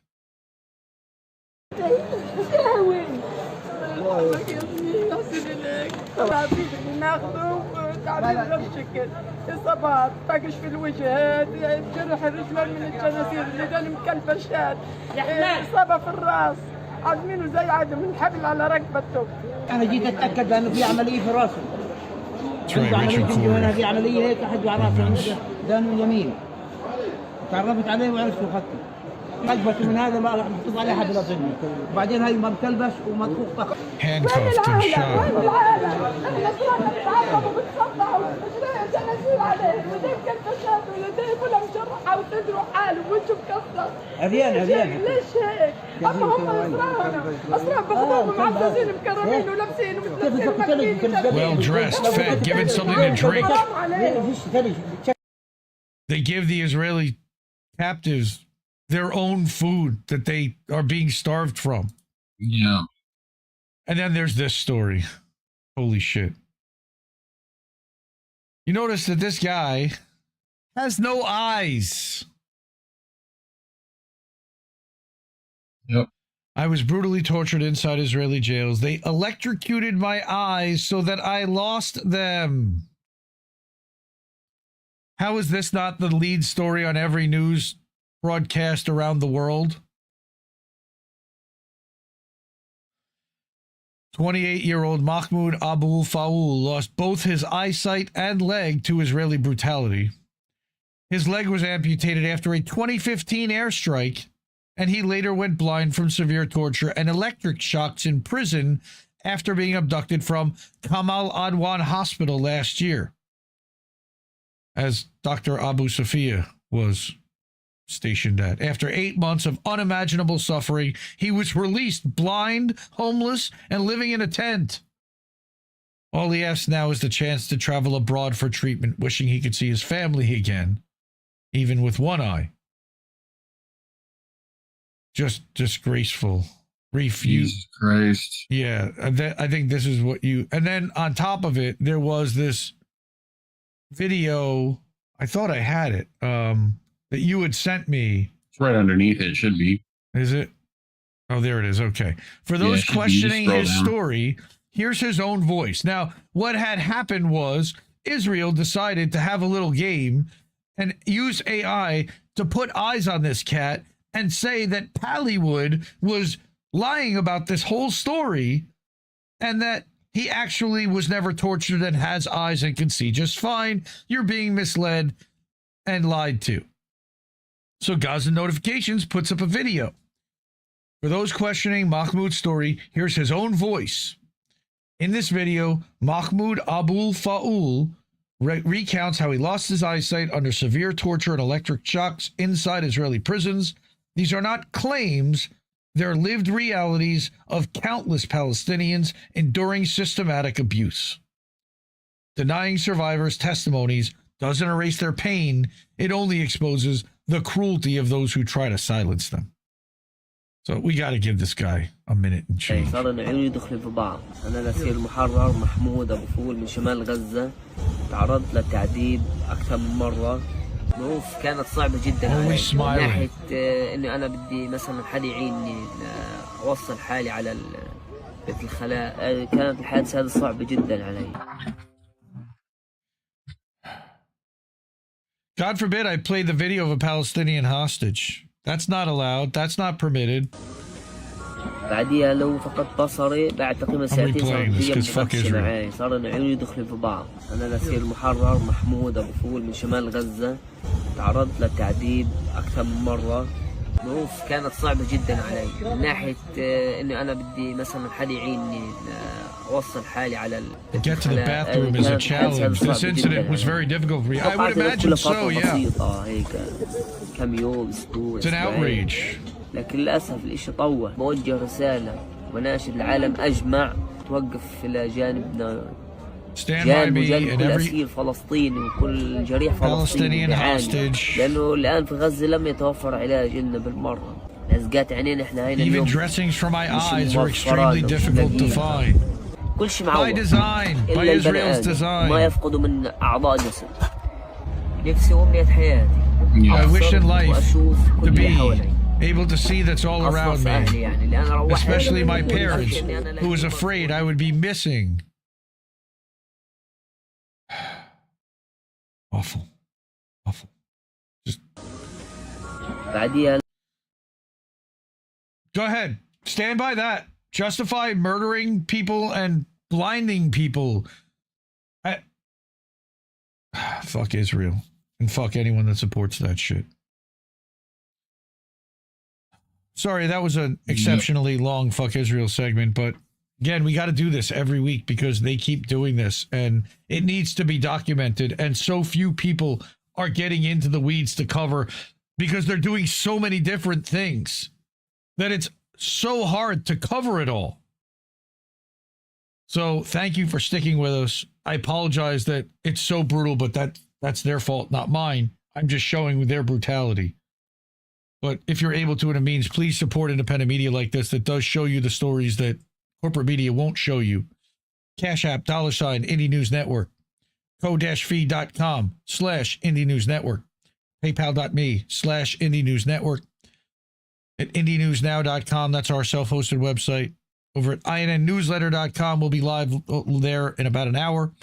And at IndieMediaToday.com, where we've been live right now. Thank you over on Substack, everyone, for sticking with us as my internet keeps going down and this stream keeps dropping and then picking back up immediately afterwards. So if you see another hesitation, another pause, just stick with us. It picks back up. If it doesn't, we're recording and all the clips will be up this week at IndieMediaToday.com and at the INN YouTube. All right. Jacqueline Jack, does the Geneva Convention, as useless as it is, apply to armed personnel only? What protections do civilians have? Yes, they're absolutely protected under that, but Israel is ignoring the Geneva Convention. Yeah, but they don't do shit. Yeah. More war crimes that go and the without fucking justice. Hague ain't doing nothing. Hague's already called it a genocide. Hasn't actually done anything about it. Go start, fuck Israel. Just again, I very interesting that my internet seems to go down during that segment. Yeah, it'll be fine during votes and the rest of the show. Likely. I don't even want to promise that yet, but I got quite a few things to get to still. So let's do that. So first off, Descendant Bloom's in chat right now. She wrote an article this week, or actually, 6 days ago. I think she's written 4 articles since then. Just a machine in putting out content about really important topics. But I think that part of what she wrote here got missed and lost in the sauce this week. And she's been talking about election integrity and about our machines. And her article about the machines, I believe, is one of the articles that I had found early on, talking about this guy, Jack Cobb, and how his certification was bogus and that he was getting the testing software from the companies that he was allegedly supposed to be certifying and testing, which is totally dirty. Well, there's a follow-up to that, and that is that Dominion voting systems, which very famously popped up in the 2020 election and sued Fox News and got a massive settlement out of Fox News. Dominion Voting Systems was sold. So I'm not going to read this whole article, but I encourage everyone to. I'm going to go into a good portion of it. And I want to talk about the oligarch that bought this company and the software and a little bit of what Descendant Bloom thinks their intent is, because she thinks that she's figured out what their game is. So the subtitle is that they told us elections were rigged. Then they cloned stolen voting software in 2020. Then they bought the voting machines. All right. Scott Leyendecker, a longtime Republican operative with deep ties to Trump's political network, already controlled the only digital poll books that are literally just giant iPads used to verify voter identities across much of the country through his company, Knowing. That alone gave him massive influence over who even gets in the door to vote in many places. Where used, it gives his company gatekeeper powers, deciding who gets in and who doesn't. Now, after acquiring Dominion Voting Systems, which he is renaming to Liberty Vote, my God, he controls the voting machines used in over half of the United States. Nothing to see here. In his first official statement after acquiring Dominion, Leyendecker pledged that he will follow Trump's executive order preserving and protecting the integrity of American elections from March. This is how autocracies are built. Control the rules, control the tools, declare the outcome. It's not a conspiracy theory, it's a business model. So, what are we talking about? By the way, this is Scott Leyendecker. Looks a little like Dr. Evil, doesn't he? The SAVE Act 2.0. Despite the name, that executive order was not written to uphold election integrity, as it usually happens. The name in the acronym is written to undermine exactly what it's designed to prevent. Despite the name, again, it's just the infamous SAVE Act rebranded and shoved through the Oval Office because they haven't been able to pass it through Congress. Leyendecker is eager to be the first in line to enforce Trump's new unconstitutional rules from this order into our elections, stating that they have to have a passport, some ID compliant with the requirements of the Real ID Act, an official military ID card that indicates that the applicant is a citizen of the U.S., or a valid federal or state government issued photo ID only if such ID indicates that the applicant is a citizen or if such ID is otherwise accompanied by proof of citizenship. Never mind that the fact that a federal judge has blocked parts of this already and that election experts say it's unconstitutional. See, the SAVE Act gets a lot of attention in the media because it'll take away eligible Americans' ability to vote because it requires in-person registration with specific documentary proof of citizenship that millions of Americans don't have. State ID alone isn't enough.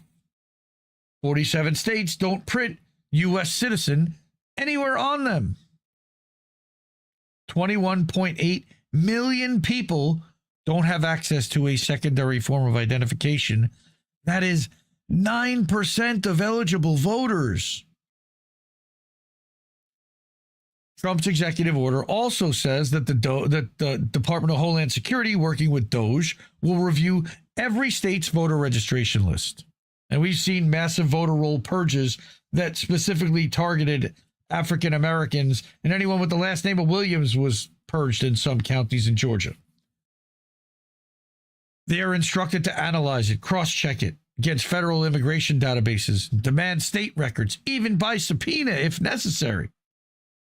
And if election boards don't comply and give them your private voting records, they'll try to sue for them, possibly even criminally charge them, and they filed lawsuits already. That's a problem. They say it's to check for consistency with federal law. But in practice, this is about building a federal system to purge voters. That's why they're pushing so hard for states to give the federal government their voter rolls.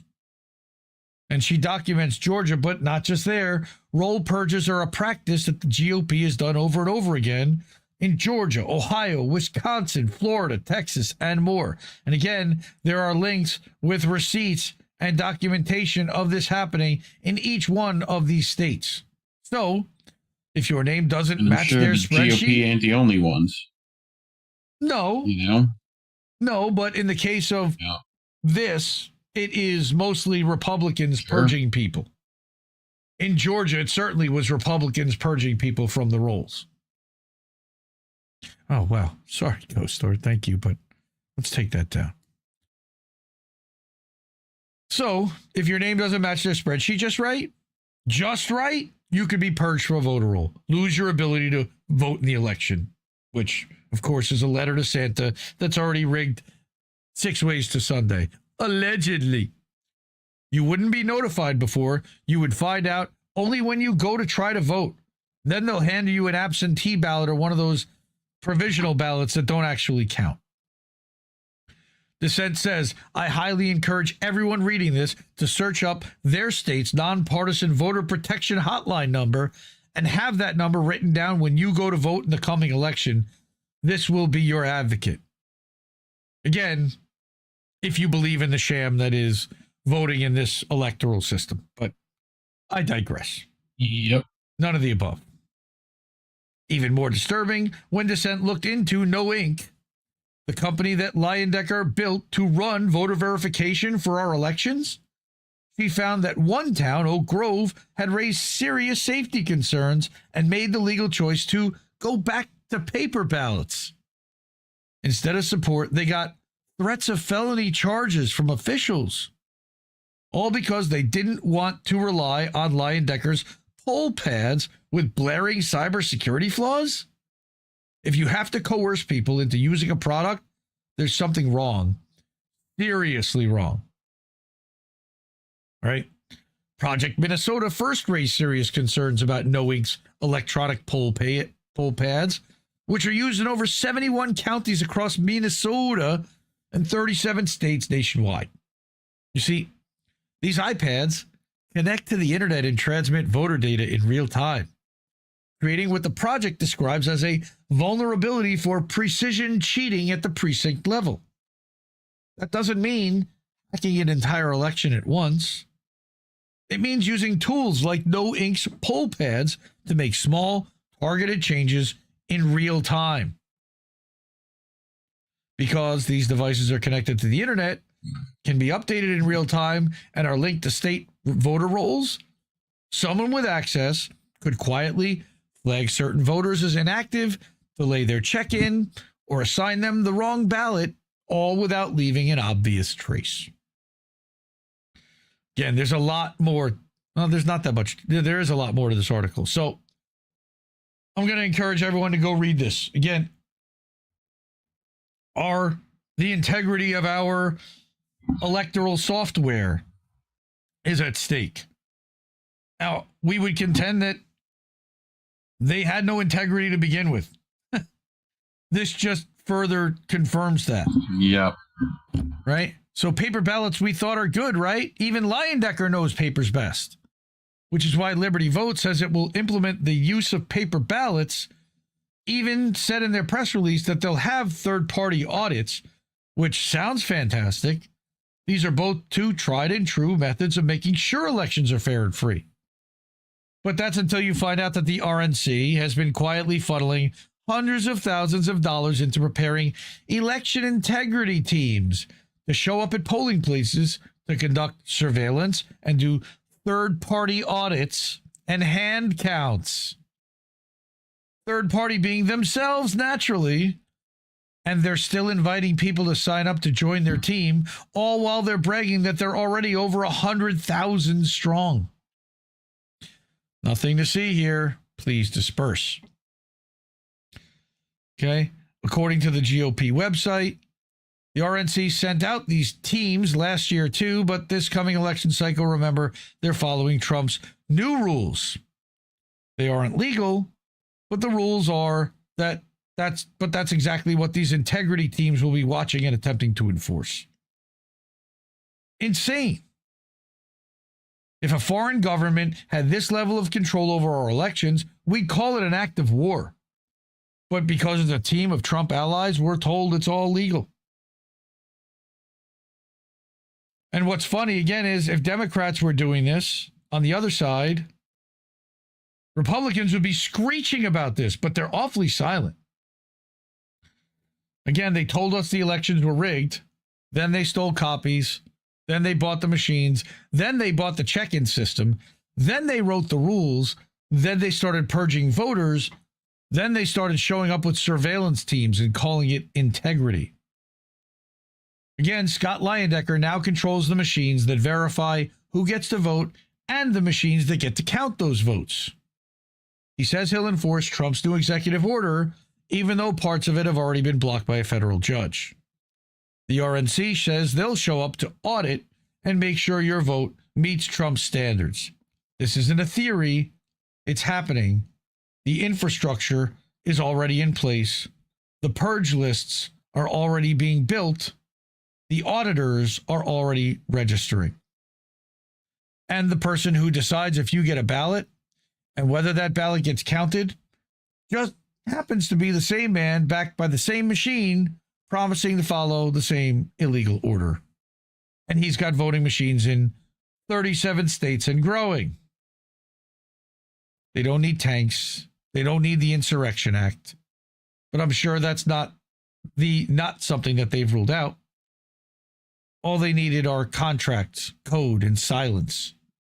Because if they can control who votes, and as Stalin very famously said, how the votes are counted, and who gets to audit the results, then we're not talking about democracy anymore. But, of course, we know that we didn't really have a democracy to begin with. We're talking about a simulation, one where the outcome was never in your hands. Guess what? That's been the case.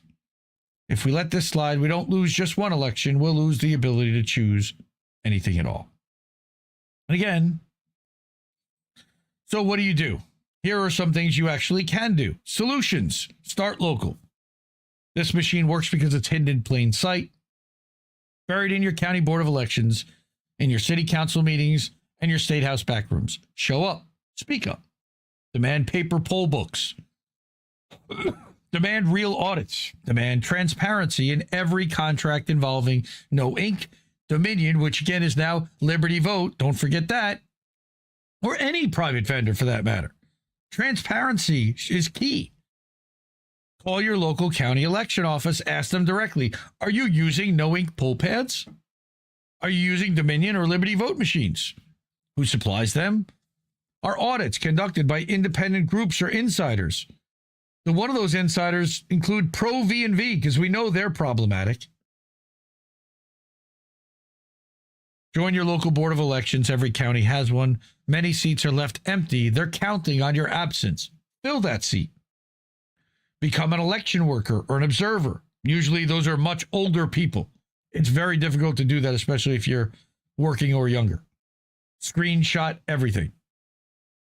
If you know someone's purged or delayed, given the wrong ballot, see a manufacturing malfunction or machine malfunction, document it. The system survives by burying and memory holing that evidence. Super Tuesday 2020, there were a ton of anomalies and irregularities, most of which got memory holed. One of the things had to do with the exit polling, which is something I'm going to talk about in a little bit, funny enough. Right. Blow the whistle. Organize. Don't just vote. Help others check their registration now and again before Election Day. If someone is purged, act fast. Many of these purges are happening in real time. And then blow the whistle. Again, you can do it legally, do it now, or contact her there. She set up a signal number and chat for people. So support Dissent in Bloom. She's doing great work really here. And she did this article about Aspen Martin, Halo Benson's daughter. She wrote an article about Natalia Vlechkova. That's the woman in Ohio related to Anthony Malecki. But she's also writing articles about what Trump is doing authoritarianism-wise. She wrote about Venezuela this week. She's writing about a lot of stuff. So subscribe, dissentinbloom.substack.com. And support independent media, like I always say. All right. So real quick before we get to all right, we're going to talk a little bit about No Kings. I'm going to give it 5 minutes. Before we do that, please support independent media. The ways to do that, Cash App, $ Indie News Network, Ko-fi.com/Indie News Network, PayPal.me/Indie News Network, at IndieNewsNow.com, at INNNewsletter.com over on Substack, and at IndieMediaToday.com. Again, we're live over there now, and it seems that we're holding fine. You know why? We stopped talking about Israel. Amazing how that happened. Once again, The minute we stop talking about Israel, and all of a sudden, boom, connection's just fine. You must be this fascist to vote. Very funny, Mouse. And agreed, great stuff, Dissent. I think Reef needs a vape that looks like a little trumpet or a flute. I think Reef blowing on a flute might be a little weird. I'd take one. But, okay. Go Start. Voting has zero impact on policy or legislation. That is correct, according to the Princeton University study of 2012. If you are not a max donor. Fuck voting. Harps down in Australia. They literally fine you if you don't vote down there. All right. I know that you know how to spell fuck Israel, but you just don't like to. All good, bro. Jesse Jet, eat your heart out. Oh, because Mouse SF says, I played 7 songs in a parking lot next to a used condom, so my career trajectory is keeping stable. Come on, bro. You play alongside Jesse every show, and I love hearing you say what you're playing against and surprised that a chord changed or whatever it is. Again, thank you, Dissent in Bloom, for all you're doing and all you're writing about. And I do want to talk about, again, No Kings. Now, I just want to rehash that I wrote this article back in June. The last time we had one of these, and I will say it, corporate-sponsored No Kings rally. No Kings. That is what they are.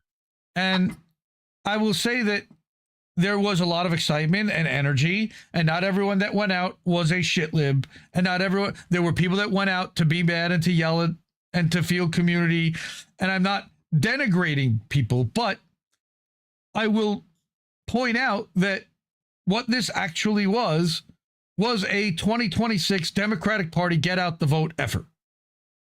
And my big question is, what was accomplished? And this is not to knock anyone that actually does fighting and organizing and work every day to fight the system. This is for the majority of people who showed up to a parade, a rally, to yell and go home and go back to their lives. 95% of the people that showed up to this, you know? Again, last time they claimed 13 million people attending one. All right. But this time they're saying 6 or 7. Oh, but this was bigger. So which was it? Right. Remembering last time, and I saw this floating around this time, that the Democrats abroad changed the No Kings theme of other events around the world to No Tyrants, because there are still some countries that have a monarchy. So we're also swapping out No Crowns in favor of No Clowns. Come dressed as a Trump clown. Think bad blonde wig, orange face, long red tie, or whatever gets your creative juices flowing. Yeah. We do a little trolling. It's called We Do a Little Trolling. Right? What happened Saturday is the result of when people turn off their critical thinking skills and just turn out because vibes and feels. Now, I don't necessarily agree with that again, but there was no stated objective to any of this. There was no actual plan to stop anything, just to complain in public. The rally was organized. You should play that. That's short. Oh, was it? Okay. Let's do. Yeah, because it had the thing at the end of it. But as you've studied history, and I know this is something you love, is just looking at historical movements, trying to understand how you create change. I mean, what are the ways change happens in your estimation now, if it's not taking to the streets? Yeah, I mean, I think one of the core messages that I'm trying to get across is I'm not saying don't protest. I think what I'm trying to say is we need to reconceive what protest is. Protest, if you look at it historically, what it is it's really a behavior that's culturally defined. People have protested differently throughout human history. I mean, during the American Revolution, they tarred and feathered people or pulled down their houses, or during the Civil Rights era, we marched. And I think now we've reached a point where the current repertoire of our tactics, they're broken.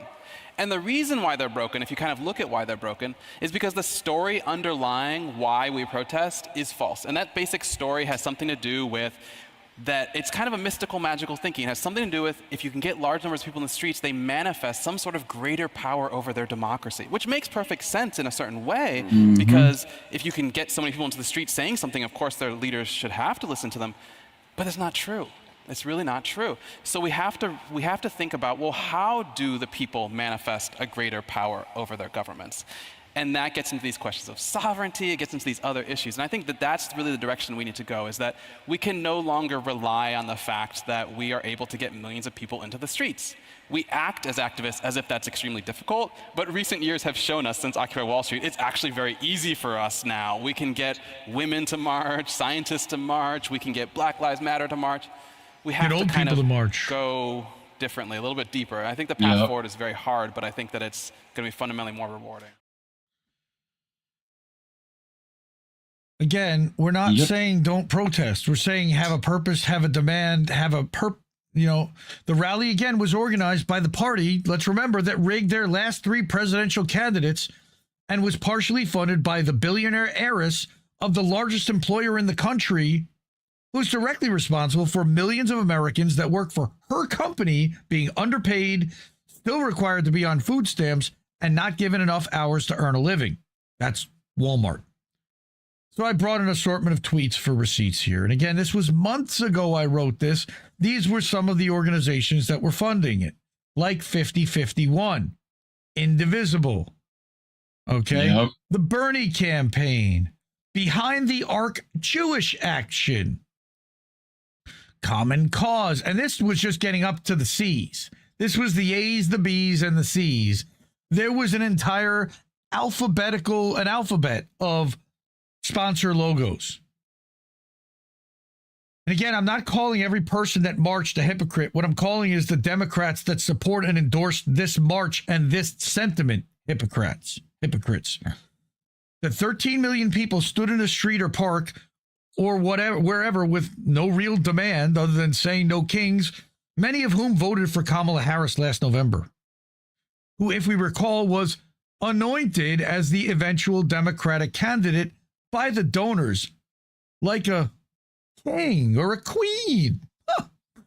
Imagine throwing a no kings protest after your party refused to hold a primary, coronated Kamala without a single vote, sued to keep Booby off the ballot, and then attempted to remove Trump from state ballots only after your illegal lawfare scheme failed. If there was a modern-day monarchy in America, there would only be one party you could really point to, and that would be the Democrats. All right, as a reminder again of recent history, Biden won the 2024 Democratic primary, even though most who voted for him are effectively forced to choose him. Throughout the primary, Democratic Party bosses made it clear to everyone that Biden was going to be the candidate Democrats had to vote for as the incumbent and the only serious challenger to Trump. Except they all knew he wasn't, number one, a challenge. They also knew he wasn't going to end up being the candidate.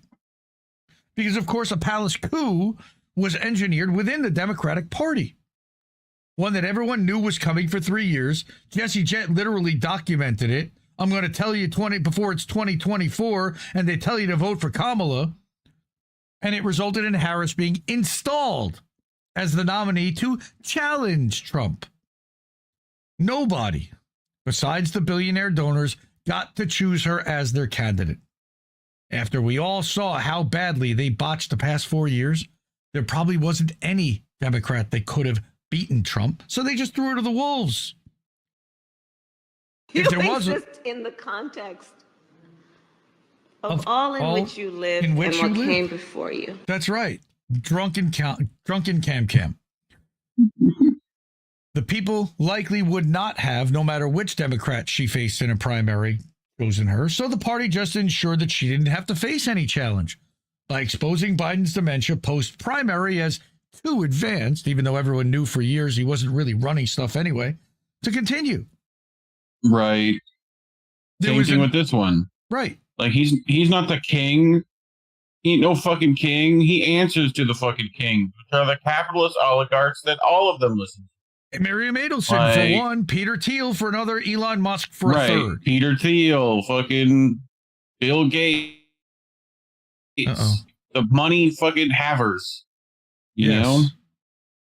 There was even an opportunity to have an open debate and choose a different candidate at the convention, but that was never even seriously part of the conversation. Everyone around her knew that Harris had no chance and would be a miserable failure if she somehow pulled it off and won. but they still all got in line behind her anyway, because Twump. Do not come.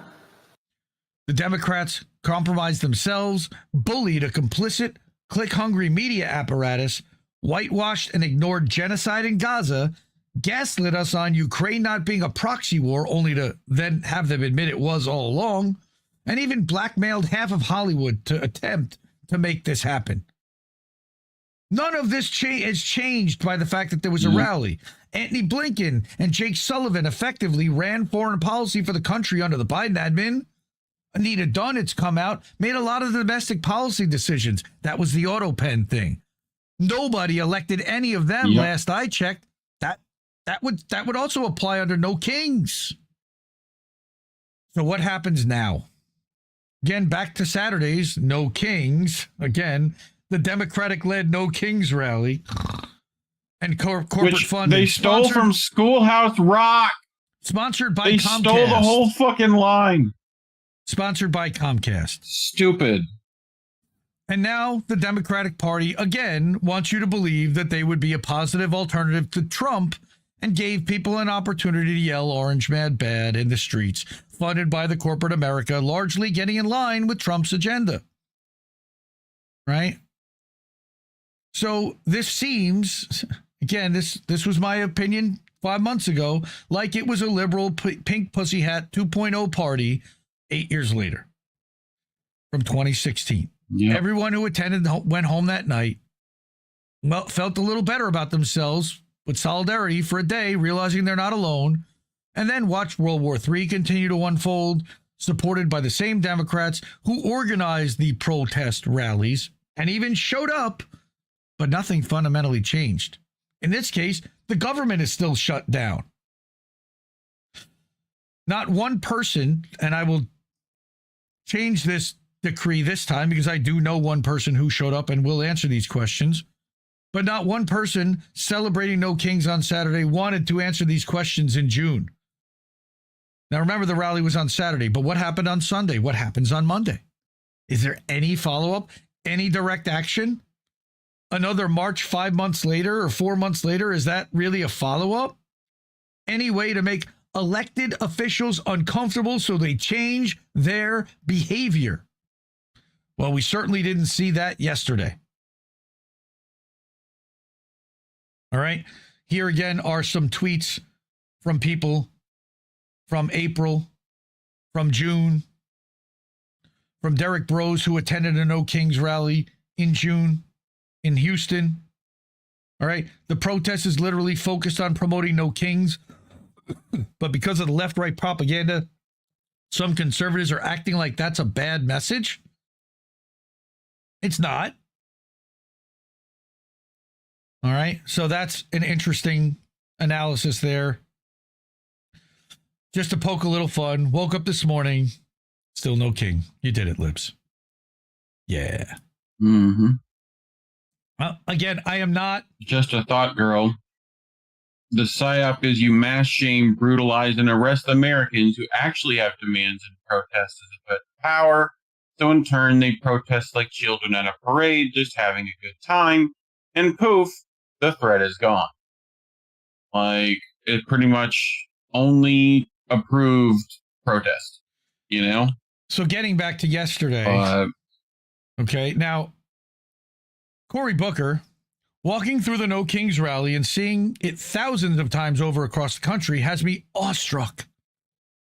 So many Americans are ready to stand up against the corruption of yours and fight for a lower cost of living that you're preventing, asshole. I'm honored to stand with them. Putin's a madman. He's gone. We can't even talk about Jamal Bowman. This is amazing. We've got more than 4 million people already, and I can see it's growing. We're out here today to really just say that Donald Trump, his authoritarian tendencies, what he's trying to do is absolutely wrong. We have a nation right now where people... Okay, remember that this guy literally did his 25-hour filibuster, then walked across the street and voted for Kushner's dad to be the ambassador to France. Keep talking, Corey. Meet their everyday needs grow more and more difficult. We have a president doesn't seem to care. Frankly, just continued corruption that's all about his own pockets. This is wrong. He's not wrong. Everyday Americans. But he's also... This is amazing. We've got... He's also talking about himself. He is just as corrupt and lining his own pockets with donor money and AIPAC cash. And anti-political rhetoric. And schmoly money. You know? So I had pulled something that Keith McHenry had shared. But before I show that, Colin says, meanwhile, Cory Booker, whole Zionist ass, attended. And as far as I know, he wasn't running for the hills after his pathetic display covering for Israel on that I've Had It podcast last week. All right, where she asks him, like, why do you support Israel? Like, they're obviously killing people. It's obviously costing you votes. And yet you can't say that Israel's bad or that Bibi is bad. And he just won't. Protesters are going to complain about Trump, but then vote for this guy at the end of the day, which is infuriating to Colin, and I don't blame him. Yes, Topher, he do love that dildo money. You bet. All right? So what I had said, and again, this was probably a little harsh, because I think in hindsight, it may have helped people feel good about themselves and feel solidarity where they may have felt alone, and I don't want to dismiss that, okay? That is important. People not feeling alone. People not feeling alone is important. But what I said was No Kings really does nothing to help anyone. It's a Democratic Party get out the vote campaign for 26, except that the entire electoral process is rigged to deliver either a Republican or Democrat. As long as one of those two win, the whole system continues, which is really the goal of the Democrats. We can tell from 2024, they don't even care about winning per se. They just want the system to continue. Now, this guy, Arun Gupta, said that he went to the No Kings in June. And he would be at No Kings in New York City today if he wasn't leading a food tour. In all fairness, he would be out there. We should always be in the streets when others are, but don't fool yourself. No Kings is not a movement. It's an AstroTurf campaign to rehabilitate the image of the pro-genocide, pro-Wall Street Democrats while giving liberals a performative outlet to feel like they're fighting fascism while they parade about in costumes, waving signs about saving our democracy before heading to brunch. How many signs did we see that if Kamala were president, we'd be at brunch right now? Tonight, MSNBC gushed over No Kings.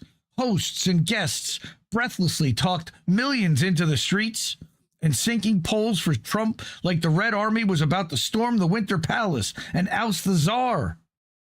James Carville, the apologist of every Democratic Party horror, exulted over No Kings, saying he was behind it 100% and that he was going to find a protest to join.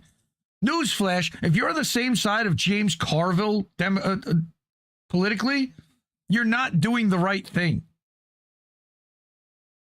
All right. Leaders of No Kings declared that they had nothing to do with Antifa, meaning that they were letting Trump determine their politics for them in declaring that they were not actually against fascism. To put an emphasis on the point, the No Kings parade in Portland has refused to march to the ICE building where protesters in inflatable animal outfits have been courageously confronting the Gestapo for weeks. And man, those frog costumes are hilarious to see. But that didn't stop Rachel Maddow from delivering a monologue where she kept saying "we" over footage of the Portland protests. In effect, she was stealing the valor of activists actually putting their bodies in the gears of the deportation machine and trying to transfer that onto No Kings. That is the point I was trying to make that some people got upset about. Meanwhile, in California, No Kings said that it's going to throw its efforts into a redistricting plan to deliver more seats to Democrats to counter Trump's gerrymander in Texas. In other words, vote blue no matter who. How is that No Kings? Marching protesters into the graveyard of the Democratic Party aligns with how No Kings operates, is led by Indivisible, which is run by former Democratic Party congressional staffers. It welcomes the left, because that gives it credibility with activists who have no real say over strategy, which is to create enthusiasm for voting for Democrats in the 2026 midterms. Because, you know, if the Democrats take back the House, they have a robust plan of strongly worded emails and more pink placards to take down Trump. The strategy, insofar as there is one, is to change the faces in power who will once more turn right-wing atrocities into bipartisan policy, ensuring that we keep slipping down the slope of barbarism, fully engaging the ratchet effect. And since when was a social movement relentlessly promoted by a $100 billion corporate media outlet, that's Comcast, that gave $1 million to Trump's inaugural committee? That's awfully duplicitous. Shamefully, left media like Democracy Now!, The Nation, Jacobin, and In These Times enthuse over this astroturfed movement, calling it a revolt or a mass movement, and that it's be safe for babies. It's more evidence of the bankrupt whiteness of no kings, because they think they can be safe while ICE Nazis brutally assault brown and black families, children, and pregnant women in their homes, in their vehicles, and in the streets every day, let alone when there's a protest. The whole point of No Kings is not to confront power. It's symptomatic of the liberal pathology that we can have social change with zero cost or risk. So, join in, engage people, see who you can win over to real socialist and revolutionary politics. But don't imagine that this Libria will amount to anything more than the same failed democratic policies of the last 50 years. And what do I mean? Yep. Well, let's look at the Queen herself. Yes, Queen. Breaking a crown. I think that crown was constructed of irony. Sweet cheese balls. This is worse than when she tore up the State of the Union speech. Performative. And then, what's her name? Colin said that, you know, this was like a kente cloth bowing, right? All right. Don't these people have jobs? Jason, it's Saturday. No, they're not all basement hobbits. There were millions of fucking people in the streets, man. You can't make that kind of designation. Sorry. No, that's wrong.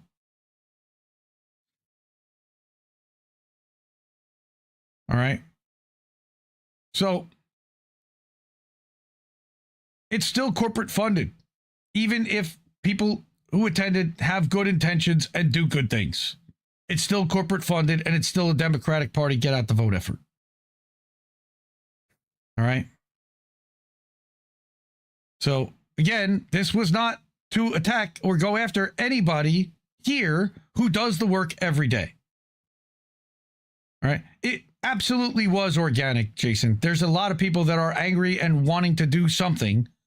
And this gave them an opportunity to do something because they're waiting for people to tell them what to do. And this is what they told them to do. I disagree there. I think it absolutely that's called inorganic. I agree. No offense. Like, they literally held up, there was people holding up signs literally saying, if Kamala was president, we'd be at brunch. Yeah, but that's not the only people that were out there.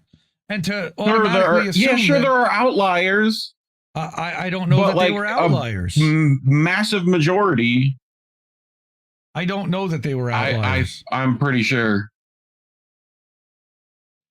From what we saw this week and the last time this happened and the time before that it happened. Like, sorry. Same shit, different day. Okay. That's fine. That's fine. Again, we can agree to disagree on this, and we can have a conversation about it. I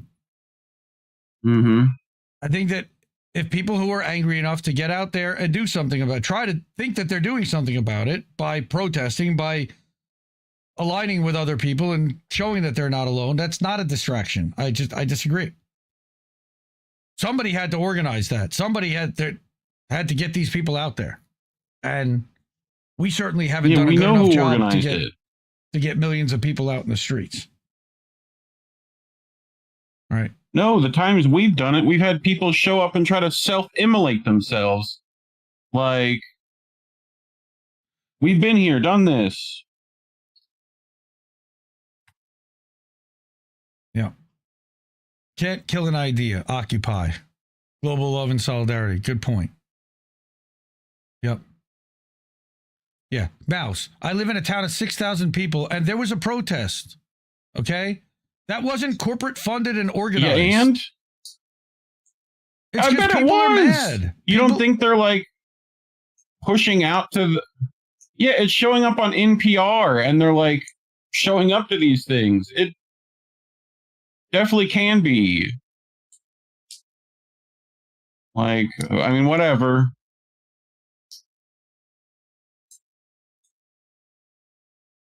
Well, to put the word out there, all right? Dissent in Bloom, I donate to immigrant rights funds, GoFundMes, I carry fucking Narcan and red cards. I give all my Spanish patients a paper with their rights on it and discharge at work. Okay? This was not about you. This was never about you. This was written before I had even met you. You do the work every day. You show up every day, and you are trying to convert people every day. That's not what this is. But not everyone is you. That's what my point was. Most of the people there were looking for an excuse to go back to brunch. That's what I'm saying. That's what Reef's saying. Right. Most people were looking for an excuse to yell and then have things go back to the way they were, for the most part. So they don't have to be bothered. Which it's not going to be. And we know that tomorrow. ICE is still going to be in the streets. All these things are still going to continue. So, I have a few other items for the lightning round that I want to get to real quick before we do. Please support the media you want to see. Okay, that's our wall of fame. Those are the amazing people that have supported, including, again, Dissent in Bloom. We support her. Absolutely support her. Said, go out and protest. Yes, go do that. If you want to, go ahead. All right. Cash App, $, Indie News Network. co-fi.com/Indie News Network. PayPal.me/Indie News Network. IndieNewsNow.com. Over on Substack at IndieMediaToday.com and over at INNNewsletter.com as well. All right. So like I said, I had a few lightning round items, and then I want to get to the GoFundMes and we can get to boats. All right. So first, Edison Research. I don't know if you've heard of Edison Research. Most people haven't. They're the company that conducts all the exit polls for the networks. And they've basically been owned by a conglomerate that the networks have owned and controlled. Well, they got sold this week, and nobody really noticed or paid attention. But it came across my thing because I read a publication called Podcast Tonight.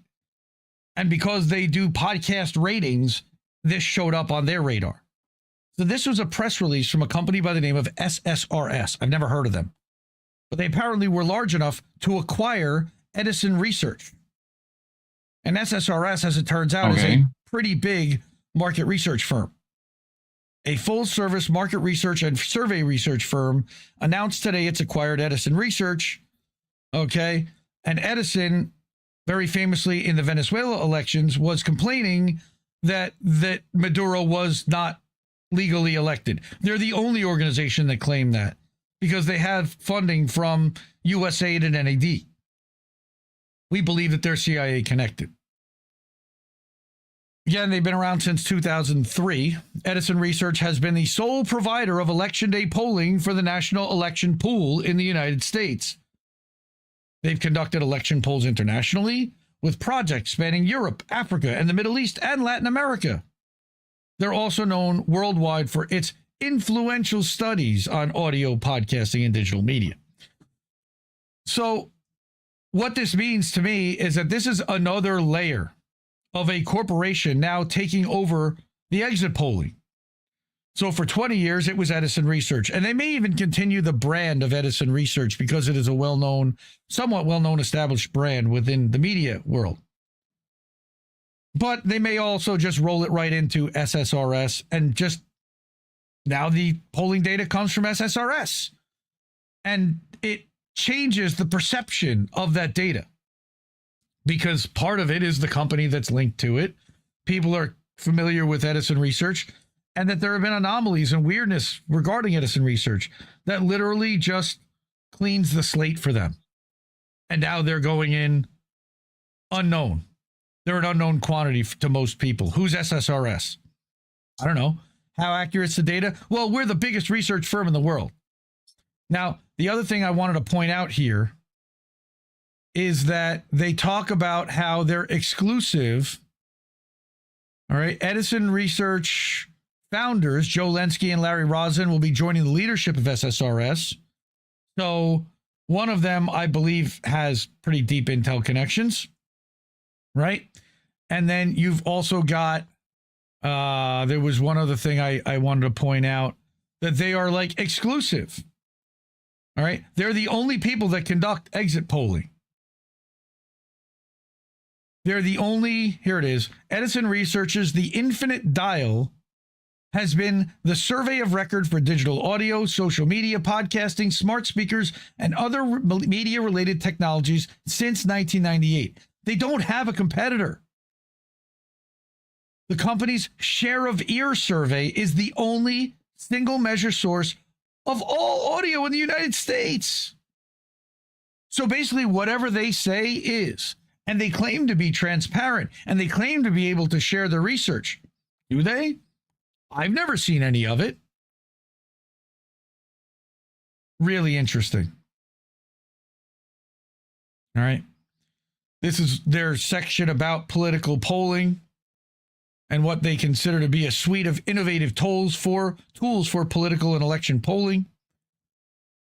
And this guy, who is the EVP, who has been in some really weird places overseeing elections like Venezuela, Iraq, Ukraine, Egypt, Kuwait, Senegal, and the Republic of Georgia. Interesting basket of countries. To Weird say the least. list. Yeah, especially with Ukraine in there. And I would say Iraq. I mean, did he oversee like the reinstitution of free, or, the institution of free and fair elections in Iraq? Because we all know how that went. And we all know how Venezuela, they were the only ones that contended that Maduro didn't win that election. The only organization worldwide. Right. The only org. So and I'm SSRS. sure in Ukraine they helped Zelensky get to power after a coup. Hey, he who counts the ballots is the most important figure there is in an election, right? All right. Yep. Next, Sludge is another good outlet that I rely on quite a bit. Two guys that follow the money. Boeing's arms sales thrive on Gaza genocide.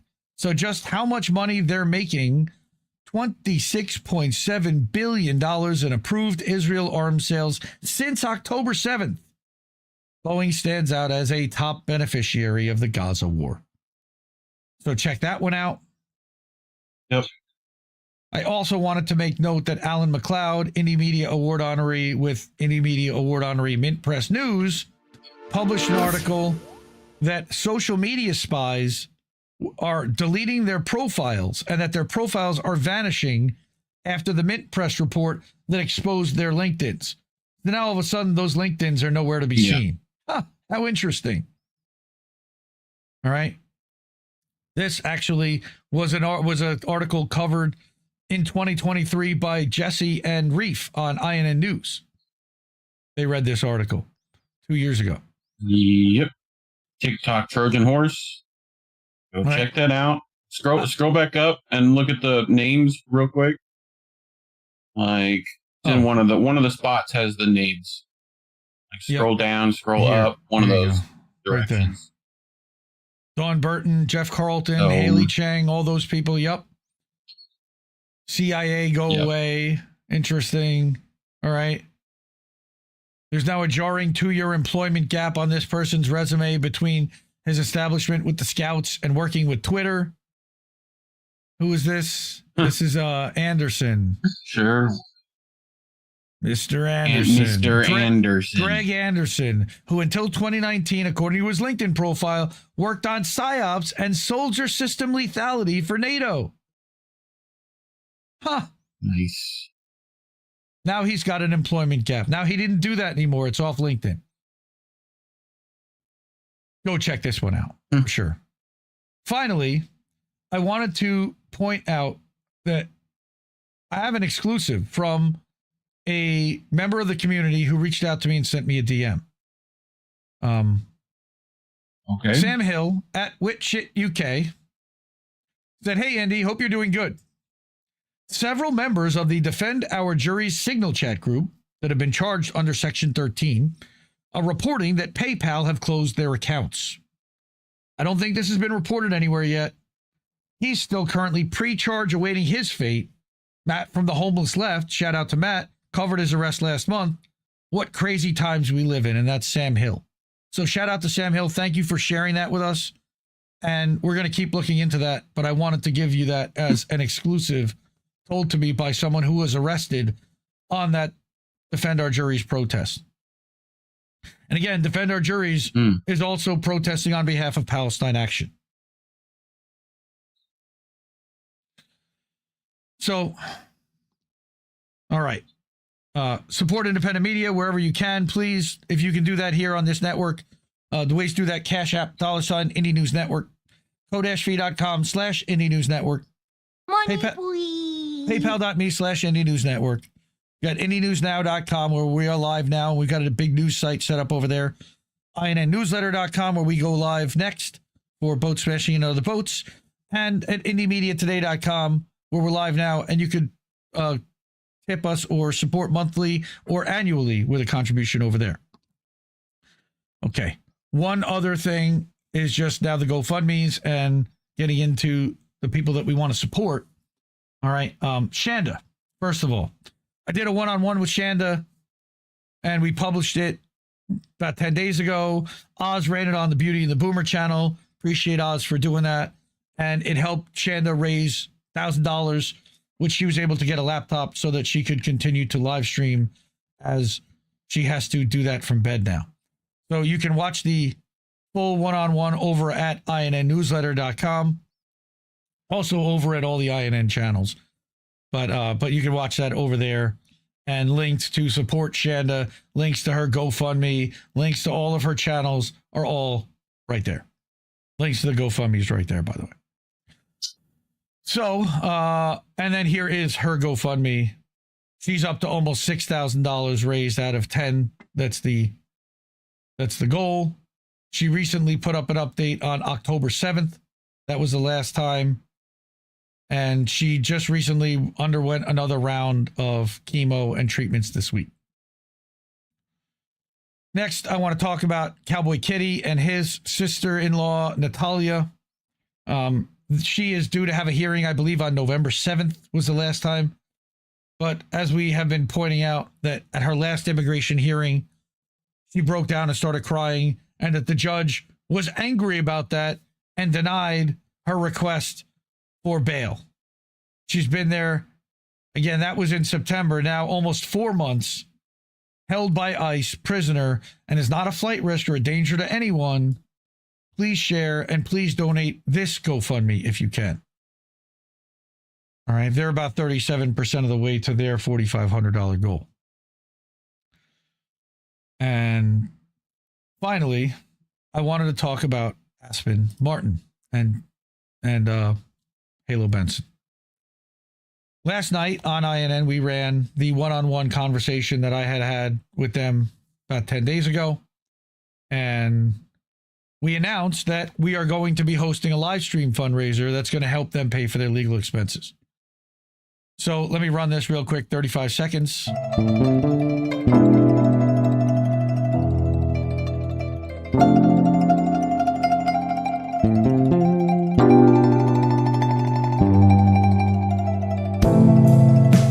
So Misty's going to host Aspen and Halo are going to be there. Descent in Bloom's going to show up and talk about her article and her research on Georgia prisons. Jesse's going to play some songs. And that'll be a week from this Wednesday.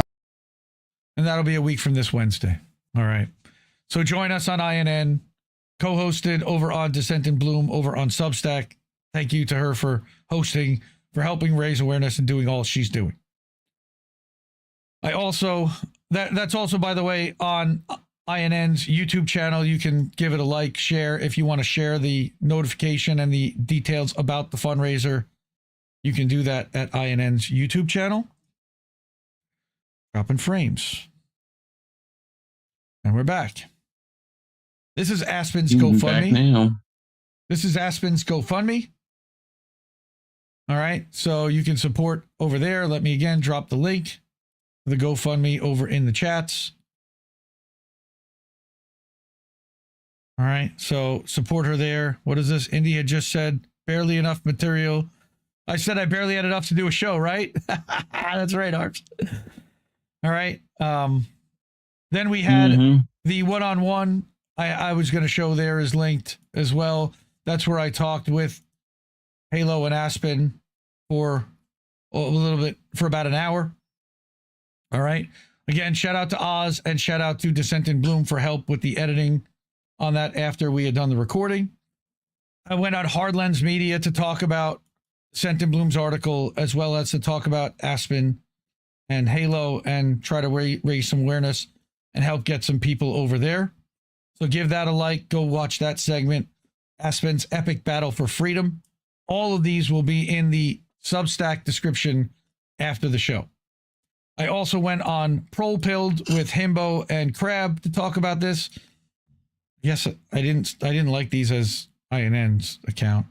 But again, the clip published just yesterday, Aspen's story, the Georgia jail that broke an autistic woman in 15 days, looking at 33 years. Shout out to Amber King from Brave New Future. Also, she set up a link tree on behalf of Aspen that has links to view some of these videos, get a press kit, the article, the GoFundMe, and the video. You can see all of that here. linktr.ee/justice and the number 4 Aspen. And finally, like I said, we are live over at Indie News Now. I just want to show everybody that this is what the website looks like.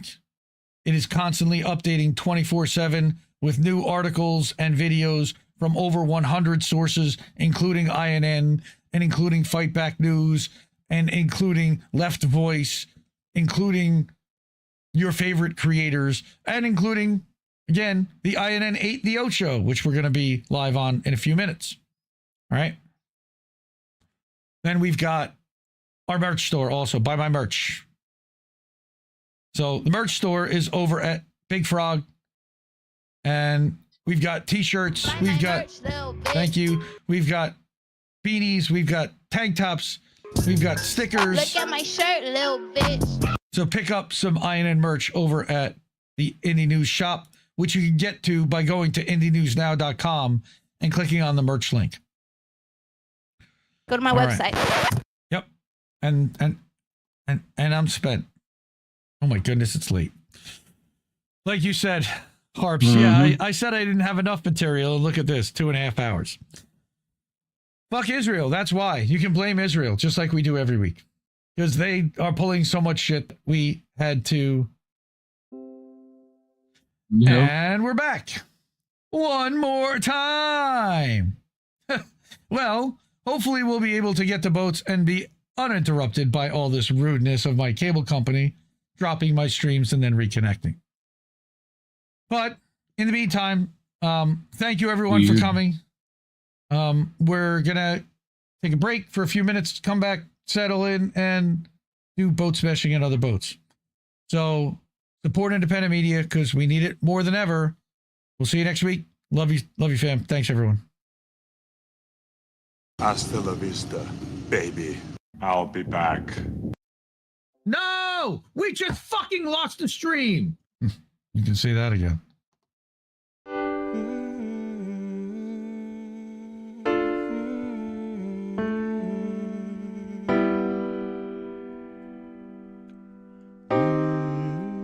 think I liked it better being blind, when I couldn't read between the lines, and when I couldn't see the cracks in the structure that lay bare before me the whole time. I think I liked it better back when I suspended disbelief and swallowed pride.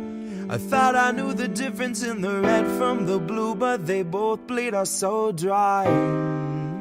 They both bleed us so dry. My favorite songs don't hit the same way. I get to the end of a 4-minute track and I'm only looking back thinking, what did they actually say? I guess this isn't such an awful place.